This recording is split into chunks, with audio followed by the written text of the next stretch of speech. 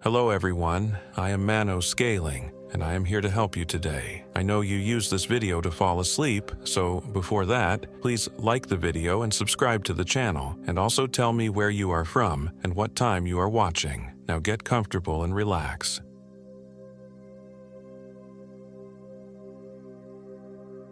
My name is Sarah Rodriguez, and I am 32 years old. This happened in the Sawtooth wilderness of central Idaho, near the remote settlement of Stanley, where the jagged peaks pierce the sky like broken teeth and the forests hold secrets older than civilization itself. I never should have suggested the trip. That's what haunts me most. Not the screaming, not the blood, not even what happened to Marcus in those final moments. It's knowing that every horror that followed began with my voice saying, "We need this. Just the four of us, like old times." My advertising agency had just landed the Morrison account after months of grueling pitches, and we were all burned out. Marcus Chen, our creative director, had been pulling 18-hour days for weeks. His usually perfect hair hung limp, and dark circles shadowed his eyes. Jessica Davis, our account manager, had started snapping at clients over minor revisions.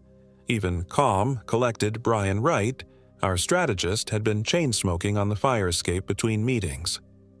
"A long weekend in the wilderness," I'd said during our celebration dinner at that overpriced steakhouse downtown. No phones, no internet, no Morrison breathing down our necks. Just us and nature. Marcus had laughed, the first genuine sound I'd heard from him in weeks. "Sarah wants to commune with bears and mosquitoes." "Better than communing with clients," Jessica had shot back, already warming to the idea. "When's the last time any of us did something that didn't involve a screen?" Brian had been the holdout, naturally. He approached everything like a risk assessment. "I don't know. None of us are exactly outdoors people." "That's what makes it perfect," I'd insisted. "We'll rent all the gear, hire a guide if we need to. Come on, Brian, live a little." 3 weeks later, we were loading our rented Jeep Cherokee with enough camping equipment to survive a month in the wilderness. The outdoor store clerk, a weathered man with knowing eyes, had tried to talk us out of our destination. "Sawtooth Wilderness is serious business," he'd said, running his finger along our topographic map. "You sure you don't want to try somewhere more beginner-friendly? Maybe McCall or Sun Valley?" "We've done our research," Marcus had replied, though our research consisted mainly of Instagram posts and travel blogs. "We want the authentic experience." The clerk had shrugged and sold us our permits, but I caught him shaking his head as we left. The drive from Boise took us through increasingly remote country. Rolling hills gave way to dense forests, and the forests gave way to mountain wilderness that seemed to swallow the narrow highway. Stanley, when we finally reached it, was little more than a cluster of buildings huddled against the vastness of the Sawtooth Mountains. The peaks loomed over us like ancient sentinels, their snow-capped summits disappearing into low-hanging clouds. We'd planned to camp at Redfish Lake, but the ranger station was closed, and the automated kiosk ate our credit card without dispensing a permit. Brian suggested we try somewhere else, but Marcus was already studying the map. "Look," he said, pointing to a thin blue line deep in the wilderness. "Mirror Lake. It's only about 8 miles in, and it's off the main trails. We'll have it to ourselves." 8 miles with full packs, Jessica groaned. I thought this was supposed to be relaxing. "The best spots require a little effort," Marcus said with the confidence of someone who'd never carried a 40-pound pack more than 100 yards. I should have listened to the knot forming in my stomach. Should have paid attention to how the shadows seemed too deep between the trees, how the wind carried sounds that didn't quite make sense. But I was caught up in Marcus's enthusiasm, in the promise of pristine wilderness and perfect Instagram shots. The trailhead was unmarked except for a weathered wooden post with faded blazes. Our GPS lost signal immediately, but Marcus waved off our concerns. "We've got a compass and map. How hard can it be?" The first few miles were deceptively pleasant. The trail wound through stands of lodgepole pine and Douglas fir, crossing crystal-clear streams on fallen logs. Jessica, despite her complaints, was snapping photos constantly. Brian had relaxed enough to point out different bird species. Even I felt the city's stress melting away with each step. But the forest changed as we climbed higher. The trees grew closer together, their branches intertwining overhead to block out most of the afternoon sun. The trail became harder to follow, sometimes disappearing entirely into tangled undergrowth or across bare rock faces. More than once, we had to backtrack and search for the route. "Are you sure we're going the right way?" Brian asked during one of our increasingly frequent stops. Marcus consulted the map again, turning it this way and that. "The trail should curve north here, following the ridgeline." "Should" being the operative word, Jessica muttered, adjusting her pack straps. Red marks were already forming on her shoulders where the weight had rubbed. By late afternoon, we still hadn't reached Mirror Lake. The forest around us had taken on an oppressive quality, the silence broken only by the crunch of our boots on dead leaves and the occasional cry of some unseen bird. Even the streams had gone quiet. No bubbling water over rocks, just dark pools that reflected nothing. "We need to find a place to camp," I said, trying to keep the worry out of my voice. "It'll be dark soon." We found a small clearing just as the sun was setting behind the peaks. It wasn't ideal. The ground was uneven and scattered with fallen branches, but we were all too tired to continue. While the others set up tents, I gathered wood for a fire, grateful for any task that kept me moving. That's when I found the first sign that something was wrong. Among the deadfall, I discovered what looked like camping gear, the remains of a tent, mostly rotted away, and scattered pieces of a backpack. But it was the way they were arranged that made my skin crawl. The tent stakes formed a perfect circle, and the pack contents were laid out in neat lines radiating from the center like spokes of a wheel. "Guys," I called, but my voice came out as barely a whisper. I cleared my throat and tried again. "You need to see this." They gathered around as I pointed out the arrangement. In the fading light, it looked almost ritualistic. "Probably just some hikers who had to abandon their gear," Marcus said, but he didn't sound convinced. "Animals scattered it around." "Animals that know geometry?" Jessica asked. Brian was examining one of the pack fragments. "This stuff is old. Really old. Look at the fabric. It's practically disintegrated." We decided to camp anyway. What choice did we have? Darkness was falling fast and we could barely see the trail we'd come in on. But as we worked to set up camp, small things continued to unsettle us. Our compasses all pointed in different directions, the needles spinning lazily before settling on readings that couldn't all be correct. The portable GPS units we'd brought as backup showed our location as a blank area, not just without signal, but as if we didn't exist at all. "Must be the minerals in the rocks," Marcus said, though he kept checking his compass obsessively. "Iron deposits can mess with magnetic fields." The fire wouldn't start properly.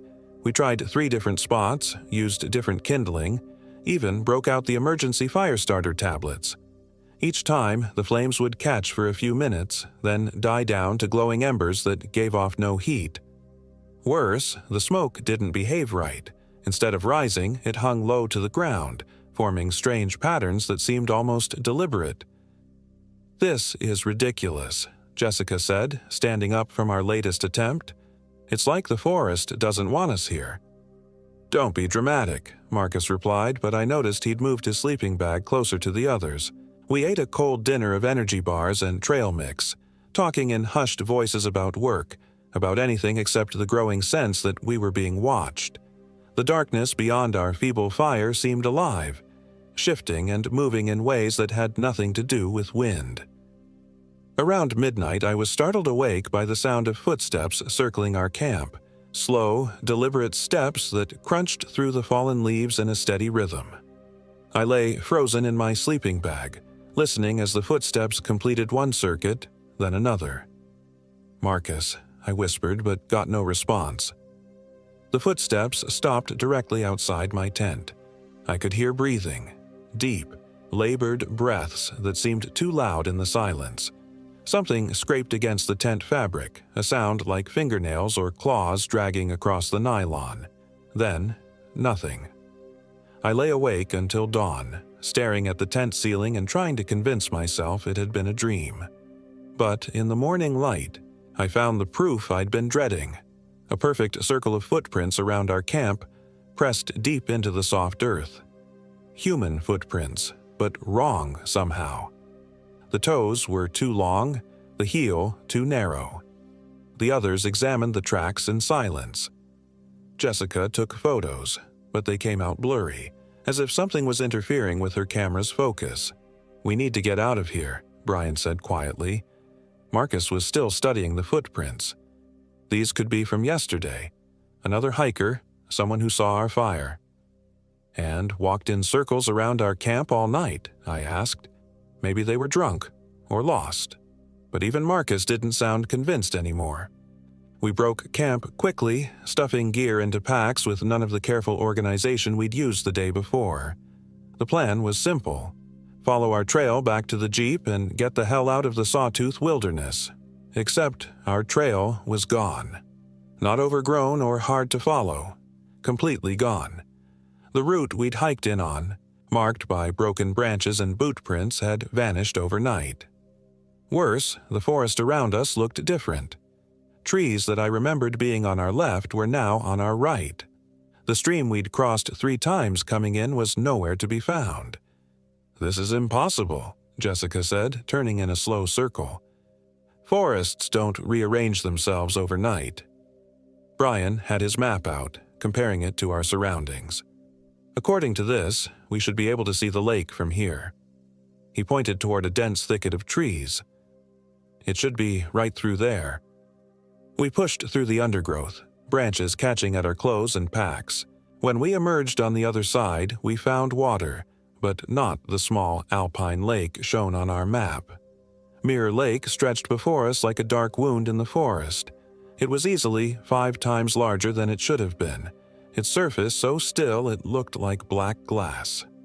The trees around its edges grew right down to the waterline, their branches drooping into the water as if they were drinking. "That's not our lake," I said. Marcus consulted the map again. "Has to be.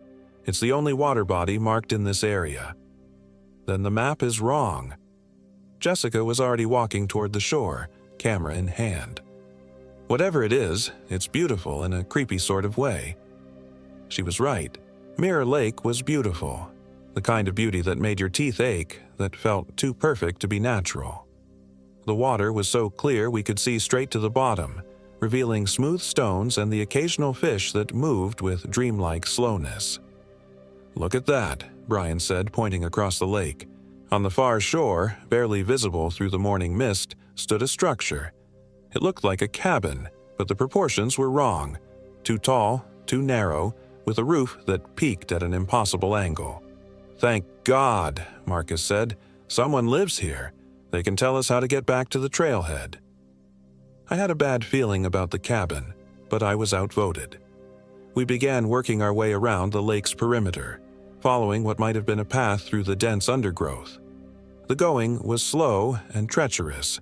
More than once, one of us stumbled and nearly fell into the water. As we got closer to the cabin, details became clearer, and those details made my unease grow. The structure was ancient, built from logs that had darkened to almost black with age. The windows were covered with what looked like animal skins, and the door hung crooked on its hinges. "Nobody's lived here for decades," I said. But Marcus was already approaching the door. "Hello?" he called. "Anyone home?" His voice echoed strangely across the water. Not quite right, as if the lake was changing the sound somehow. He knocked on the door and it swung open with a creak that made us all wince. "We shouldn't go in there," Jessica said. "We just need to see if there's a radio or a phone," Marcus replied, "or at least get our bearings." The interior of the cabin was a study in wrongness. Furniture was arranged in the same circular pattern we'd found with the abandoned camping gear. Chairs, a table, even a wood stove positioned like points on a compass. The walls were covered with mirrors of every shape and size, their surfaces so tarnished they barely reflected anything. But it was what we saw in those mirrors that made us all freeze. Our reflections were wrong. Not completely wrong, we were still recognizably ourselves, but subtly off in ways that made my brain hurt to process. In one mirror, Jessica's face was slightly too long. In another, Brian's eyes were different colors. My own reflection showed me smiling, though I knew my face was set in grim determination. "Motion sensors," Marcus said, but his voice shook. "Has to be some kind of trick with motion sensors and digital displays." "In a cabin that's older than electricity?" I asked. We backed out of the cabin, but the wrongness followed us. The forest around the lake had changed again while we were inside. Trees that had been healthy when we'd entered were now dead and twisted. The path we'd followed was gone, replaced by thorny undergrowth that seemed to grow as we watched. And across the lake, I saw something that made my blood turn to ice. 4 figures stood on the opposite shore, watching us. They were too far away to make out clearly, but their postures were familiar. One stood with the same slightly forward lean that Marcus always adopted when he was thinking. Another had Jessica's habit of shifting weight from foot to foot. "Who is that?" Brian whispered. The figures began walking around the lake toward us, moving in perfect synchronization. As they got closer, the horrible truth became undeniable. They were us. Not copies, not twins. Us, wearing the exact same clothes, carrying identical packs. But their faces were wrong in the same way our mirror reflections had been wrong. 2 long limbs, eyes that didn't quite match, smiles that lasted too long. "Run," I said. We crashed through the undergrowth like panicked animals, branches tearing at our clothes and packs. Behind us, I could hear our doppelgangers following, not running, just walking with that same measured pace. They didn't need to hurry. They knew where we were going. The forest became a maze of identical trees and repeating landmarks. We passed the same fallen log 3 times, the same distinctively shaped boulder, the same lightning-struck pine. Our GPS units showed impossible readings, coordinates that placed us hundreds of miles apart even though we were standing side by side. "This isn't real," Jessica panted. "It can't be real."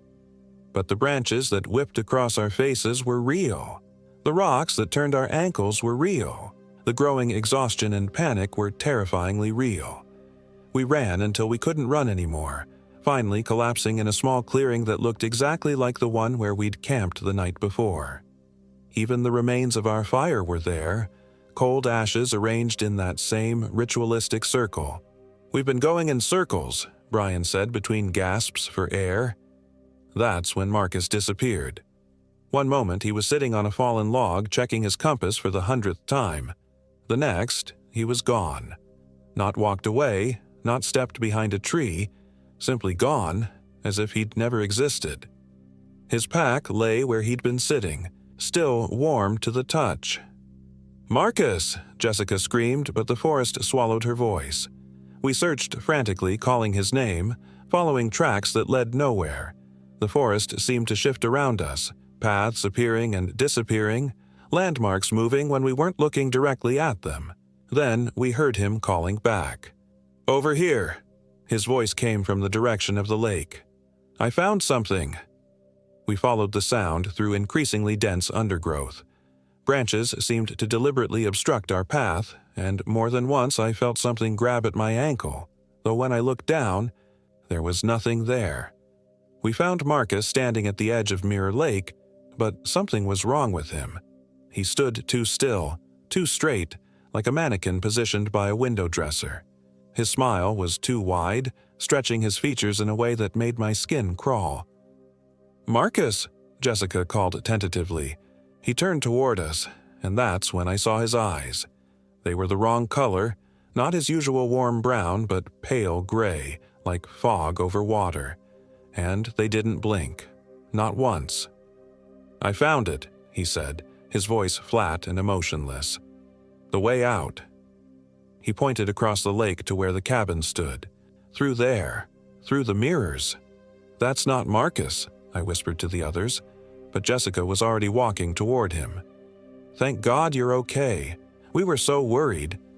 The thing that looked like Marcus grabbed her wrist. Its grip was too strong, fingers too long, and Jessica screamed as it began pulling her toward the water. Brian and I rushed forward, but the knot Marcus was impossibly strong. It dragged Jessica into the lake, her screams echoing across the water until they were cut off by the splash. The lake surface closed over them both, leaving barely a ripple. Brian and I stood at the water's edge, stunned into silence. The lake was crystal clear. We should have been able to see them beneath the surface. But there was nothing. Just smooth stones and those slow-moving fish, as if Jessica and the Marcus thing had never existed. "We have to go in after them," Brian said, but he made no move toward the water. I knelt and touched the surface. The water was ice cold, so cold it burned my fingers. And in its depths, I saw something that made me jerk my hand back. Faces. Dozens of faces, all staring up at us from the bottom of the lake. Men, women, children, all with that same wrong expression the knot Marcus had worn, all reaching toward the surface with fingers too long for human hands. "We're not going in that water," I said. That's when we heard Jessica's voice. "Sarah, Brian, help me." She was standing on the far shore, waving at us. But it wasn't Jessica. Not really. This version moved differently, held herself differently. And when she smiled, there were too many teeth. "The mirrors," she called across the water. "You have to go through the mirrors." More figures appeared beside her. The real Marcus, or something wearing his face. Others I didn't recognize, presumably the owners of all those faces in the lake. They all stood in a perfect line, all smiling those horrible smiles, all beckoning us toward the cabin.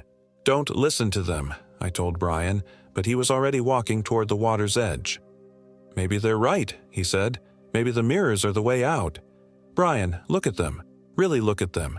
Do they look right to you?" He paused, studying the figures across the lake. Slowly, understanding dawned in his eyes. "They're shadows," he whispered. "They don't have shadows."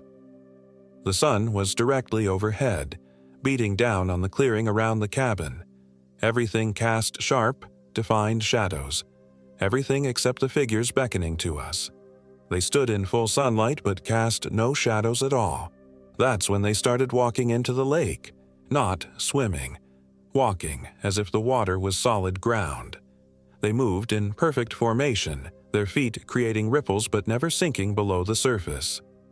The Jessica thing led the way, her impossible smile never wavering. "Run," I said again. This time, Brian didn't argue. We crashed through the forest with no thought for direction or destination. The important thing was to put distance between us and those things walking across the lake. Behind us, I could hear splashing. They'd reached our shore. The forest blurred past in a panic-induced haze. Every tree looked the same. Every path led to another identical path. We were lost in a maze that shifted around us. But at least we were moving away from the lake. Then Brian stopped running. I turned back to find him standing perfectly still, his head tilted as if listening to something I couldn't hear. "Brian, come on, we have to keep moving." He looked at me, and for a moment, his eyes were the same pale gray I'd seen in the knot Marcus. But then he blinked, and they were normal again. "Did you hear that?" he asked. "Hear what?" "Nothing. I thought I heard." He shook his head. "Never mind. Let's go." But something had changed in him. He walked differently now, with that same measured pace our doppelgangers had used. And when he thought I wasn't looking, I caught him smiling that too wide smile. We walked for hours through the unchanging forest, following game trails that led nowhere, crossing streams that flowed uphill, passing landmarks that shouldn't exist. The sun never seemed to move in the sky, locked in perpetual afternoon. Brian grew quieter as we walked, responding to my attempts at conversation with monosyllables. When I suggested we stop to rest, he kept walking. When I called his name, it took him several seconds to respond, as if he was remembering how to be human. I started falling behind deliberately, watching him. His movements became more mechanical with each step, like a wind-up toy running down. And sometimes, just for a moment, he seemed to flicker, as if he wasn't quite solid. That's when I realized the horrible truth. Brian was gone, just like Marcus and Jessica. This thing walking ahead of me was just another reflection from the lake, another shadow pretending to be human. I stopped walking. The not Brian continued for several steps before noticing I was no longer following. When it turned back to me, the illusion was almost perfect. Almost. "Sarah? What's wrong?" "You're not Brian," I said. Its smile faltered, becoming uncertain. "Of course I'm Brian. We've been walking together for hours. Brian has a scar on his left hand from when he cut himself on a broken coffee mug. You don't." It looked down at its hands, and for just a moment they flickered, becoming pale, translucent, with 2 long fingers and nails sharp as claws. "Brian's afraid of water," I continued, backing away. He would never have suggested going into the lake. The thing that wasn't Brian straightened up, its proportions shifting subtly. It grew taller, thinner, its features becoming less defined. When it spoke again, its voice was like wind through dead leaves. "You cannot leave," it said. "None of you can leave. The lake remembers everyone who finds it. Watch me." I turned and ran, leaving the thing behind. It didn't follow. It didn't need to. The forest itself was against me now, branches reaching out to snag my clothes, roots rising up to trip me, paths appearing and disappearing with each turn. But I kept running. I had to get back to the Jeep, had to get out of this place before it claimed me like it had claimed my friends. The thought of them trapped forever in that dark water, their faces added to the collection at the bottom of the lake, drove me forward despite my exhaustion. The sun was finally beginning to set when I stumbled into a clearing I recognized. Our original campsite, complete with the circle of abandoned gear we'd found on our first night. But now I understood what it really was. Previous victims, arranged by whatever force controlled this place as a warning or a welcome mat. I searched frantically through the rotted remains, looking for anything that might help me navigate out of the wilderness. Most of the gear was too deteriorated to be useful, but I found a compass that still worked. Its needle spun wildly for a moment, then settled on a direction that felt right in a way I couldn't explain. South. The needle pointed steadily south, toward what I hoped was the way out. I followed the compass through the darkening forest, no longer trusting paths or landmarks. The needle led me through thick undergrowth, over fallen logs, across streams that ran the wrong direction. My legs were shaking from exhaustion, and I'd lost my pack somewhere in my flight from the not Brian, but I kept moving. Behind me, I could hear them calling. Marcus, Jessica, Brian, their voices echoing through the trees, pleading with me to come back, to join them in the lake. Sometimes they sounded like themselves, full of fear and pain. Other times they sounded like the things that had taken their shapes, cold and inhuman. I ignored them all and followed the compass. Hours passed. The forest began to thin, the oppressive canopy giving way to open sky. The wrongness that had permeated the air around the lake started to fade, replaced by the normal sounds of a mountain wilderness. Wind through pine needles, the distant call of an owl, the rustle of small animals in the underbrush. When I finally saw the glint of metal through the trees, I nearly collapsed with relief. The Jeep sat exactly where we'd left it, covered in morning dew, but otherwise unchanged. The sight of something so normal, so connected to the world I knew, made me sob with gratitude. I fumbled for the keys with shaking hands, started the engine, and drove away from the Sawtooth wilderness as fast as the narrow mountain roads would allow. I didn't stop until I reached Boise, didn't sleep until I was in a hotel room with locks on the door and city lights streaming through the windows. The authorities were skeptical of my story. Search and rescue teams found no trace of my companions, no sign that we'd ever been to Mirror Lake. According to their maps, no such lake existed in the area I described. The GPS coordinates I gave them led to empty forest. They thought I'd had some kind of breakdown, that the stress of being lost in the wilderness had caused me to hallucinate. The official report listed Marcus, Jessica, and Brian as missing, presumed dead due to exposure and poor planning. I let them think that. What else could I do? But I know the truth. They're still there, trapped in that dark water with all the others who found their way to Mirror Lake. Sometimes, late at night, I get phone calls from numbers I don't recognize. When I answer, I hear their voices calling my name, begging me to come back, promising that everything will be all right if I just return to the lake. I've changed my number 6 times now. It doesn't matter. They always find me. The worst part is the mirrors. I can't look in mirrors anymore without seeing them standing behind me. Marcus with his wrong-colored eyes, Jessica with her too many teeth, Brian with his flickering form. They're always smiling, always beckoning, always reminding me that I can't escape forever. The lake remembers everyone who finds it, and someday, when my defenses are down, when I'm tired of running and hiding and looking over my shoulder, I know I'll go back. They're waiting for me there, in the dark water beneath the perfect surface of Mirror Lake. And when I finally join them, the collection will be complete. I just pray that when that day comes, it will finally be over, that the lake will be satisfied and stop calling to others, stop luring unsuspecting campers and hikers to their doom. But deep down, I know better. Places like Mirror Lake are never satisfied. They're always hungry for more faces to add to their collection, more shadows to trap beneath their perfect surfaces. So, if you're reading this, if you're planning a trip to the Sawtooth Wilderness, please heed my warning. Stay on the marked trails. Don't trust maps that show lakes where none should exist. And if you hear voices calling from dark water, if you see reflections that aren't quite right, run. Run as fast and as far as you can, and don't look back. Because the lake remembers everyone who finds it, and it never lets them leave.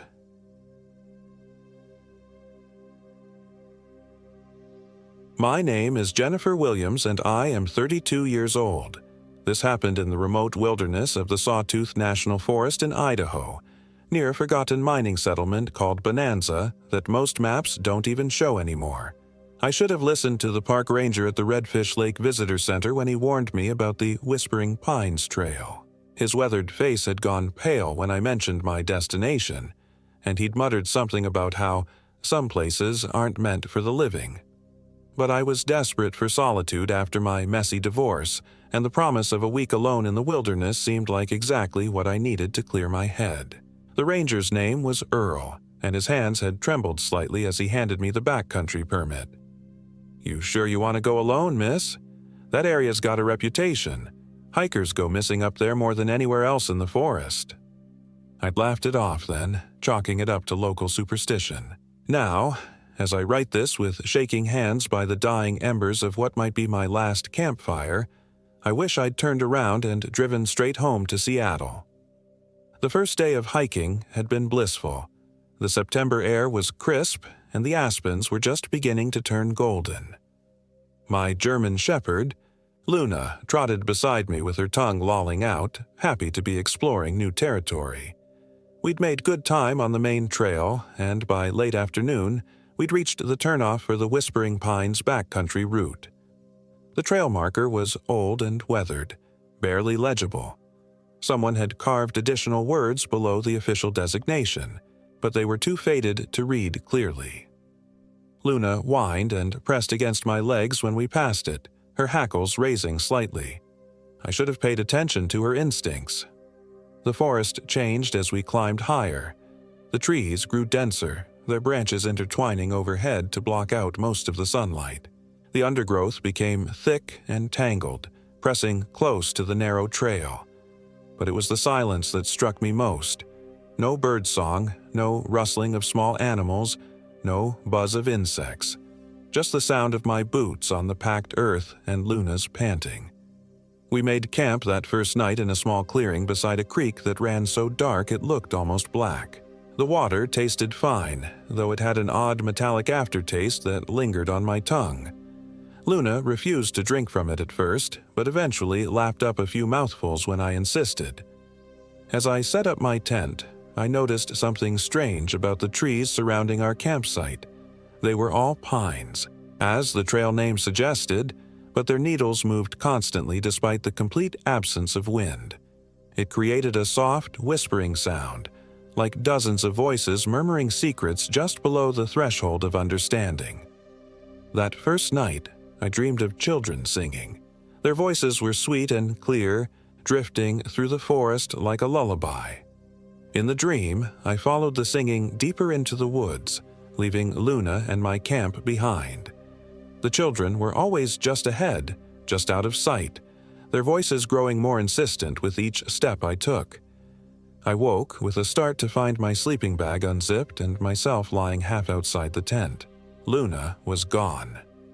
Panic flooded through me as I scrambled out of the tent, calling her name. The forest remained silent except for that constant whispering of the pine needles. I grabbed my flashlight and searched the immediate area, finding her tracks leading away from camp toward the deeper woods. "Luna, come back, girl!" My voice echoed strangely, seeming to multiply and distort as it bounced between the trees. I found her about 50 yards from camp, sitting perfectly still and staring into the darkness between two massive pine trees. When my flashlight beam hit her, she didn't react at all. She just sat there, statue still, her eyes reflecting the light with an unsettling intensity. "Luna, what is it?" I whispered, but she gave no sign of hearing me. When I touched her flank, she was trembling all over, and her fur was damp with cold sweat. It took several minutes of coaxing to get her to follow me back to camp. She moved reluctantly, constantly looking back over her shoulder at whatever she'd been watching in the woods. I zipped us both into the tent and tried to calm my racing heart, but sleep didn't come again that night. The second day brought more strangeness. The trail, clearly marked on my map and GPS, seemed to shift and change. Paths that I was certain I'd never seen before branched off in impossible directions. My GPS unit kept losing signal, the screen flickering between my location and complete static. Luna's behavior grew increasingly erratic. She would stop suddenly, ears pricked, staring at empty patches of forest. Sometimes she would whine and press against my legs. Other times she would growl at nothing I could see or hear. But most disturbing were the moments when she would simply stand motionless, as if listening to something beyond my perception. We were supposed to reach Bonanza by midday, according to my calculations, but by late afternoon, we were still wandering through endless forest. The trees all looked the same now. Tall, dark pines with those constantly moving needles that whispered secrets I couldn't quite make out. When we finally made camp that second night, I was deeply unsettled. My map showed we should have covered the distance easily, but somehow we seemed to be walking in circles. The landscape had a repetitive quality that made me question my own memory. Had we passed that particular fallen log before? Was that the same oddly shaped boulder we'd seen hours ago? The second night was worse than the first. I woke repeatedly to the sound of footsteps circling the tent. Slow, measured steps that crunched softly on the fallen pine needles. Each time I grabbed my flashlight and unzipped the tent flap, there was nothing there, but the footprints were real, pressed deep into the soft earth around our campsite. Luna was awake too, her body rigid with tension, but instead of growling or barking at the intruder, she remained eerily silent, her eyes tracking movement I couldn't see. "Who's out there?" I called into the darkness, my voice cracking with fear. The footsteps stopped immediately, but I could feel eyes watching from the shadows between the trees. The sensation was so intense it made my skin crawl. Hours passed before I worked up the courage to leave the tent and examine the tracks more closely. They were human footprints, but wrong somehow. Too long, with spaces between the toes that suggested bare feet, and they were pressed so deep into the earth that whoever made them must have been carrying tremendous weight. The third day brought our first glimpse of another human being, though I use that term loosely now. We crested a small ridge around noon and saw smoke rising from a valley below. Hope surged in my chest. Finally, we'd found Bonanza, or at least some sign of civilization. But as we descended toward the source of the smoke, the forest around us grew increasingly wrong. The trees were scarred with deep gouges, as if something with massive claws had marked them. Pieces of fabric hung from branches like prayer flags, but they were stained with dark substances I didn't want to identify. The smoke was coming from a small cabin nestled in a grove of dead pines. The structure looked ancient, its logs blackened with age and weather. No windows, just a heavy wooden door that hung slightly ajar. The smoke drifted up from a stone chimney in lazy spirals, carrying a smell that made my stomach turn. Something like burning meat mixed with sulfur. Luna refused to go any closer. She planted her feet and whined, her entire body trembling with fear. When I tried to coax her forward, she backed away and began making a sound I'd never heard from her before. A low, keening wail that raised every hair on my body. "Hello," I called toward the cabin. "Is anyone there? I'm a hiker, and I think I'm lost." The door swung open with a prolonged creak, and a figure emerged. At first glance, it appeared to be an elderly woman. Hunched shoulders, wispy gray hair, wearing a faded floral dress. But something was fundamentally wrong with her proportions. Her arms hung too long, her fingers extending nearly to her knees. Her head was tilted at an unnatural angle as if her neck had been broken and poorly healed. "Lost, are you, dearie?" she called, her voice carrying farther than should have been possible. "Come closer. Let old Martha have a look at you." Every instinct screamed at me to run, but I was so desperate for human contact, for someone who might know the way out of this maze-like forest, that I took a few steps closer. The woman's smile stretched too wide across her face, revealing teeth that were sharp and yellowed like old bone. "That's it. Come closer, and bring your pretty dog with you. Old Martha gets so lonely out here." Luna's whining became more frantic, and she began backing away from the clearing. The woman's eyes fixed on my dog with an intensity that made my blood run cold. Those weren't human eyes. They were predatory, calculating, with pupils that seemed to shift and dilate independently. "Actually, I think we're fine," I managed to say, backing away. "We'll just continue on the trail." The woman's head snapped toward me with a motion so quick it was like a striking snake. "Trail? What trail, dearie? There's no trail out here. No way out at all." She was right. Looking back the way we'd come, I couldn't see any sign of the path we'd followed down into the valley. The forest stretched unbroken in every direction, dark and impenetrable. "You might as well come inside," Martha continued, her voice taking on a sing-song quality. "Old Martha will take good care of you. Take real good care of both of you." The way she said it made my skin crawl. I grabbed Luna's collar and pulled her with me as I backed away from the cabin. The woman, Martha, watched us go with that terrible smile, but she didn't follow. She just stood in her doorway, motionless as a scarecrow, until the trees hid her from view. We climbed out of that valley as quickly as possible, but the encounter had shaken me more than I wanted to admit. There had been something fundamentally inhuman about Martha, something that my mind struggled to process, and her words kept echoing in my head. No way out at all. The fourth day confirmed my worst fears. We were trapped. Every path we followed led us in circles, bringing us back to familiar landmarks despite my best efforts to navigate by compass and GPS. The electronic devices were useless now anyway. My GPS showed our location as the middle of the Pacific Ocean, and my phone had been dead for hours despite starting the day with a full charge. But it wasn't just the spatial confusion that terrorized me. Time itself seemed wrong in this place. Sometimes the sun would hang motionless in the sky for what felt like hours, then suddenly leap across the heavens to a completely different position. My watch had stopped working, its hands frozen at 3:17, though whether AM or PM I couldn't tell. Luna's condition was deteriorating rapidly. She had stopped eating entirely and would barely drink water. Most disturbing of all, she had begun responding to sounds and sights that I couldn't perceive. She would suddenly bolt in a particular direction, only to stop dead after a few yards and whine piteously. Sometimes she would growl at empty air, her hackles raised and her lips pulled back to reveal her teeth. That fourth night, I made what I now realize was a terrible mistake. Desperate to signal for help, I built the fire larger than usual, feeding it until the flames leaped high into the air and cast dancing shadows deep into the forest. The light should have been visible for miles.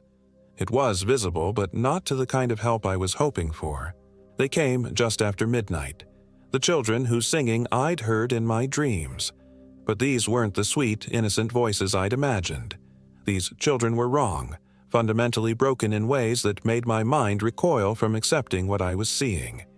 There were 6 of them, ranging in apparent age from maybe 8 to 14.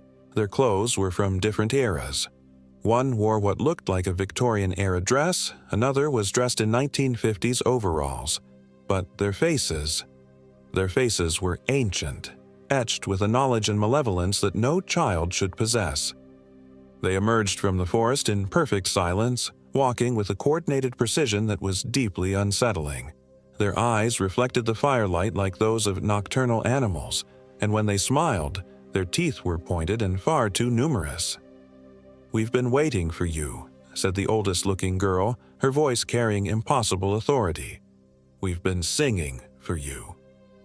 Luna had gone completely rigid beside me, not growling or barking, but making that same keening sound from the day before. The children's attention fixed on her with the same predatory intensity I'd seen in Martha's eyes. "Your dog hears us," said a boy in old-fashioned knickers. "Animals always hear us first. They know what we are." "What do you want?" I whispered, my voice barely audible. The girl, who seemed to be their leader, tilted her head with a motion that was disturbingly bird-like. "We want you to play with us. We've been alone so long, and the others who come here, they don't last very long." She gestured vaguely toward the forest, and I caught glimpses of pale shapes hanging from the trees. Shapes that might once have been human, but were now stretched and twisted into unrecognizable forms. "We won't hurt you," said another child, a little boy whose eyes were solid black. "Much." They began to circle our campfire, moving with that same eerie coordination. Their feet made no sound on the forest floor, and they cast no shadows despite the bright flames. Luna's keening grew louder and more frantic, and I realized she was trying to warn me of something. "Don't look at them directly," I whispered to myself, remembering old folklore about supernatural entities. But it was too late. I'd already made eye contact with several of them, and I could feel something cold and alien crawling through my thoughts. The children began to sing then, the same lullaby from my dreams, but twisted now into something else entirely. The melody was hypnotic, pulling at my consciousness and making it hard to think clearly. I felt myself swaying to the rhythm, my eyelids growing heavy. Luna's sudden sharp bark snapped me back to awareness. She had positioned herself between me and the children, her body low and ready to fight despite her exhaustion. The children had stopped singing and were watching her with expressions of mild annoyance. "The dog is interfering," said the girl leader. "We'll have to deal with it first." 3 of the children began moving toward Luna, their hands extending into claws that were definitely not human. But my brave dog held her ground, snarling and snapping at the air as they approached. That's when I made the decision that probably saved my life, but haunts me still. I grabbed a burning branch from the fire and swung it at the nearest child. The flame passed right through its body as if it were made of smoke, but the child recoiled with a shriek that was like fingernails on glass. "Iron!" I shouted, remembering more folklore. "They hate iron!" I pulled out my camping knife, its steel blade gleaming in the firelight. The children backed away, their expressions shifting from predatory confidence to something like fear. "You can't leave," the leader said, but her voice had lost its authority. "No one leaves the Whispering Pines." "Watch me," I snarled, holding the knife in front of me like a talisman. The children began to fade then, becoming translucent and finally disappearing entirely. but their voices lingered in the air, singing that twisted lullaby until the sound was swallowed by the endless whispering of the pine needles. Luna and I didn't sleep that night. We sat back to back by the dying fire, watching the forest and waiting for dawn. But when morning came, it brought a new horror. Luna was changing. It started subtly. Her eyes seemed brighter, more aware, but with an intelligence that was distinctly not canine. She stopped responding to her name and began moving with a predatory grace that reminded me uncomfortably of the children. When I offered her food, she looked at it with disgust and then looked at me with an expression I'd never seen on her face before. Hunger, but not for kibble. "Luna," I whispered, but she just tilted her head and smiled. Dogs don't smile like that, not with such calculating malevolence. She had been with me when I made eye contact with the children. Whatever had tried to crawl into my mind had found purchase in hers instead. The realization hit me like a physical blow. I was alone now, truly alone, with something wearing my dog's body but definitely not my dog. The thing that looked like Luna was watching me with patient hunger, waiting for the right moment to strike.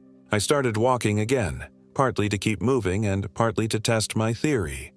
The Luna thing followed at a distance, never coming close enough for me to touch but never falling so far behind that I lost sight of it. When I stopped, it stopped. When I changed direction, it changed direction. But it was tracking me now, not accompanying me.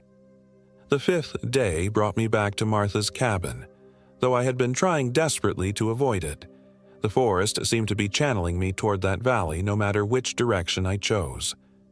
This time, Martha was waiting outside, sitting in a rocking chair that hadn't been there before. "Back so soon, dearie," she called as I approached. "And I see you've lost your pretty dog. Such a shame. Old Martha could have told you that would happen." The Luna thing had stopped at the edge of the clearing, unwilling or unable to come closer. It sat on its haunches like a real dog, but its eyes never left me. "What is this place?" I demanded, keeping my knife visible. "What happened to my dog?" Martha's laughter was like breaking glass. "This is the Whispering Pines, dearie. A place between places where the hungry things wait for travelers who wander too far from the safe paths. Your dog heard them calling, and she answered. Now she's one of them." "How do I get out?" "You don't," Martha said simply. "No one gets out. We've all been here so long waiting and watching and feeding on the ones who stumble into our little pocket of nowhere. The children, they used to be hikers like you. I was a prospector's wife, back when Bonanza was a real place, but that was, must be 100 years ago now." The revelation was like ice water in my veins. Martha wasn't just some crazy hermit.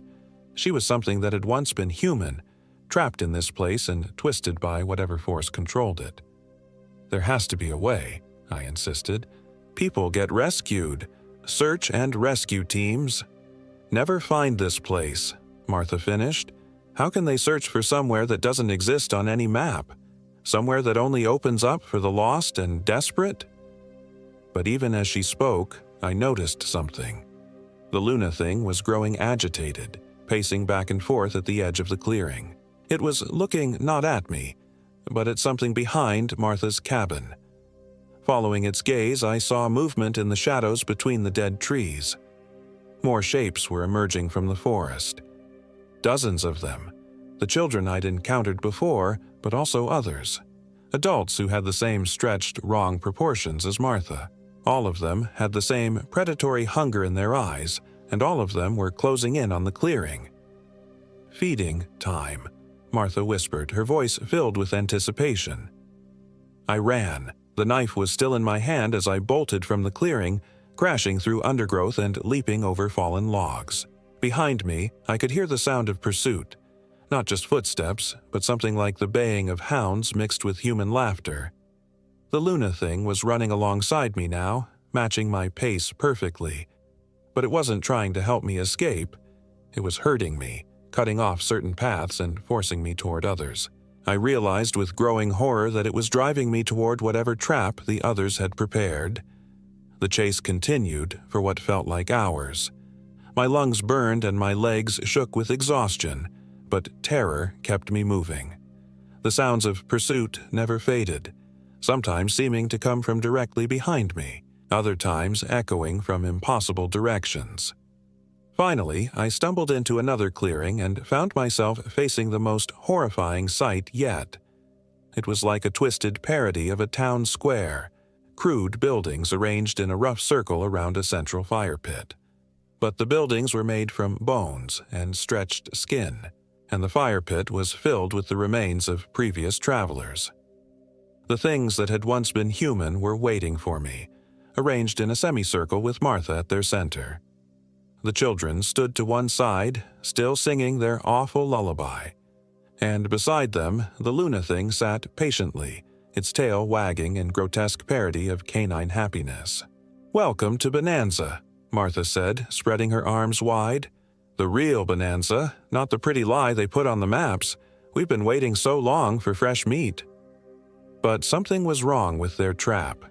I could feel it in the air, a tension, like the moment before a thunderstorm breaks. The Luna thing was growing more agitated, pacing in tight circles and whining. Even the other creatures seemed uneasy, their eyes darting toward the edges of the clearing.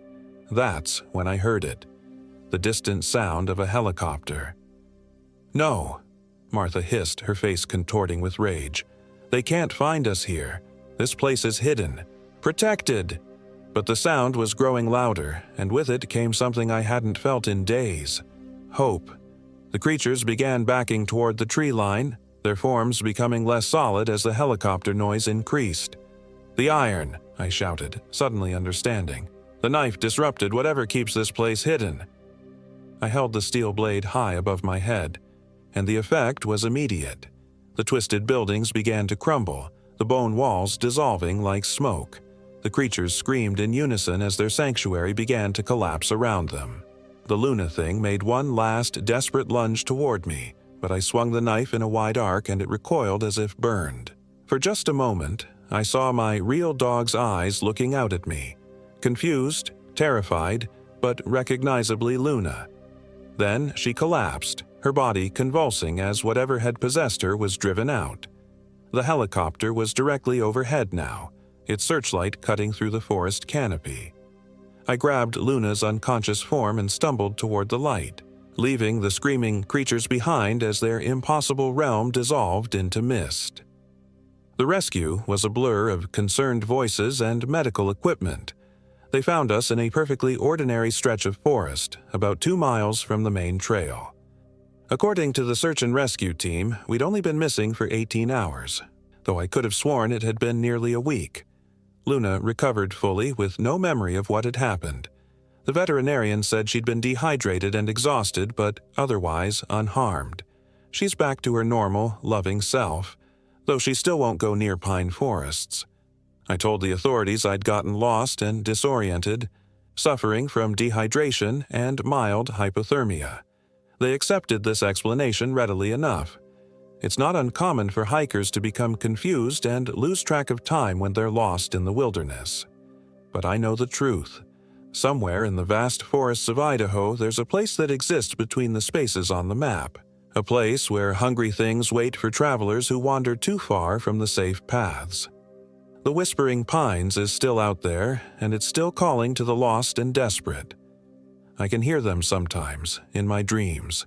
The children singing their twisted lullaby, Martha's glass-breaking laughter, and always, always, the endless whispering of pine needles that hide secrets no human was meant to know. I've tried to research the area since returning home, but official records are frustratingly sparse. There was indeed a mining settlement called Bonanza in that region, but it was abandoned in the 1890s after a series of mysterious disappearances. The few surviving accounts speak of prospectors who would go out to work their claims and simply vanish, leaving behind their tools and supplies. One journal entry, found in the local historical society, particularly haunts me. It was written by a woman named Martha Caldwell, wife of prospector James Caldwell, and dated September 15, 1891. The children sing in the forest at night. James says it's just the wind, but I know better. They're calling to us, wanting us to play their games. James went to investigate the singing 3 nights ago and came back. Different. He smiles too much now, and his eyes reflect light like an animal's. I'm going to follow the children's song tonight. I can't resist their call anymore. That was Martha Caldwell's final entry. She and her husband were among the dozens who disappeared before the mining settlement was finally abandoned. I keep that camping knife on my nightstand now. Cold iron, the old stories say, has power over the things that dwell in the spaces between worlds. Sometimes, on very quiet nights, I can hear pine needles whispering outside my Seattle apartment, even though there isn't a pine tree for blocks. When that happens, I grip the knife tightly and remind myself that I escaped. I survived the whispering pines and lived to tell the tale. But deep down, in the part of my mind that still hears those children singing, I wonder if I really escaped at all. Or if I'm still there, trapped in that place between places, and this normal life is just another layer of the illusion, another game played by the hungry things that wait in the endless forest.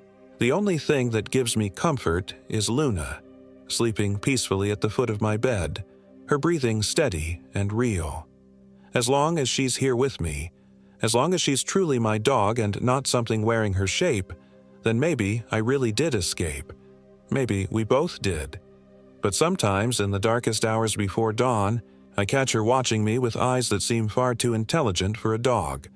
And when that happens, I grip my knife a little tighter and try not to think about the sound of children singing in the wilderness.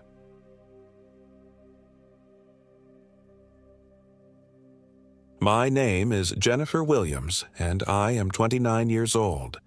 This happened in the Sawtooth National Forest near Stanley, Idaho, in October of last year. I'm writing this down because the doctors say it might help with the nightmares, though I know nothing will ever make me forget what happened to my friends on Sawtooth Ridge.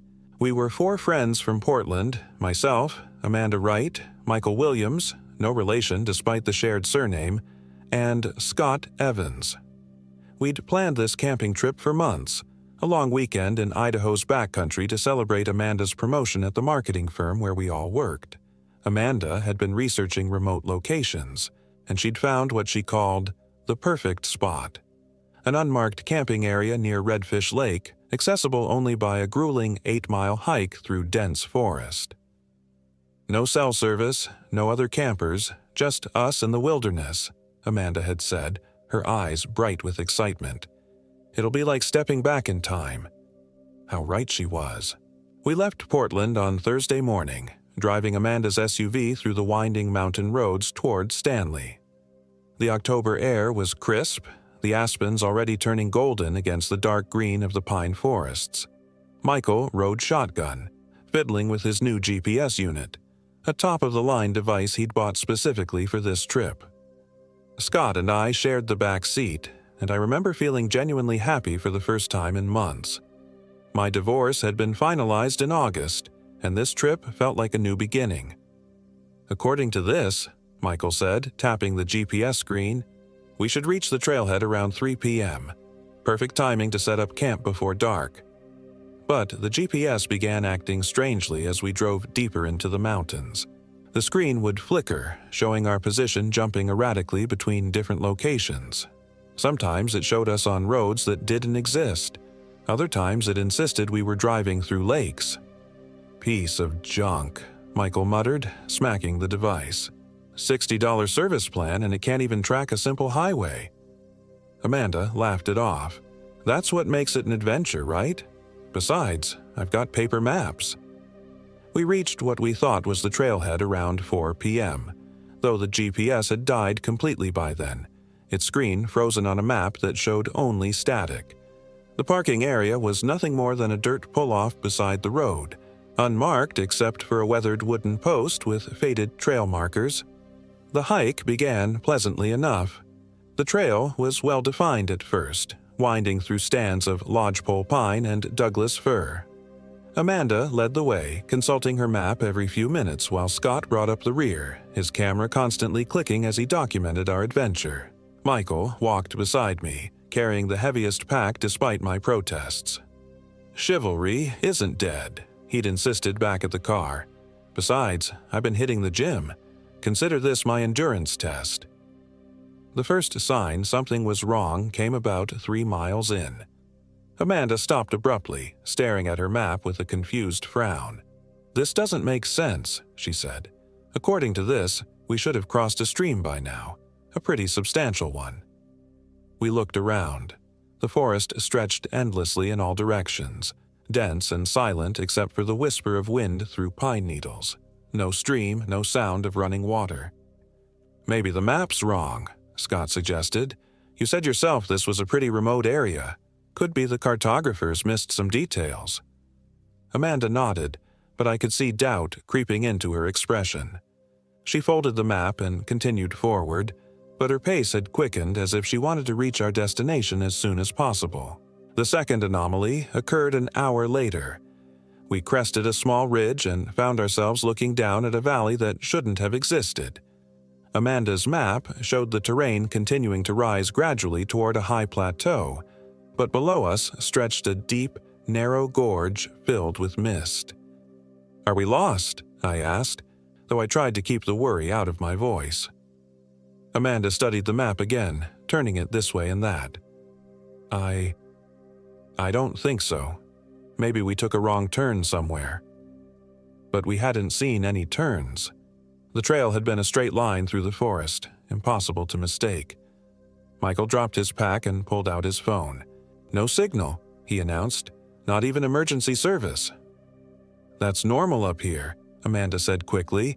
"The mountains block the towers. Once we get to higher elevation, we'll probably pick up something."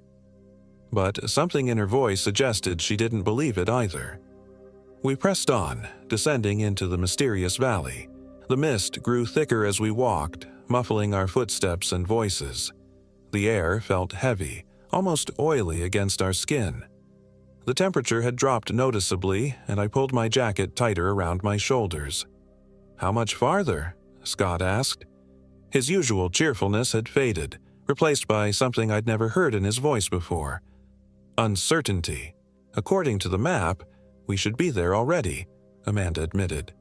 "But maybe—" She never finished the sentence. The trail simply ended. We stood at the edge of a small clearing, staring at an impenetrable wall of brambles and deadfall. There was no indication that the path continued in any direction. It was as if the trail had been deliberately terminated, like someone had built a barrier to keep travelers away.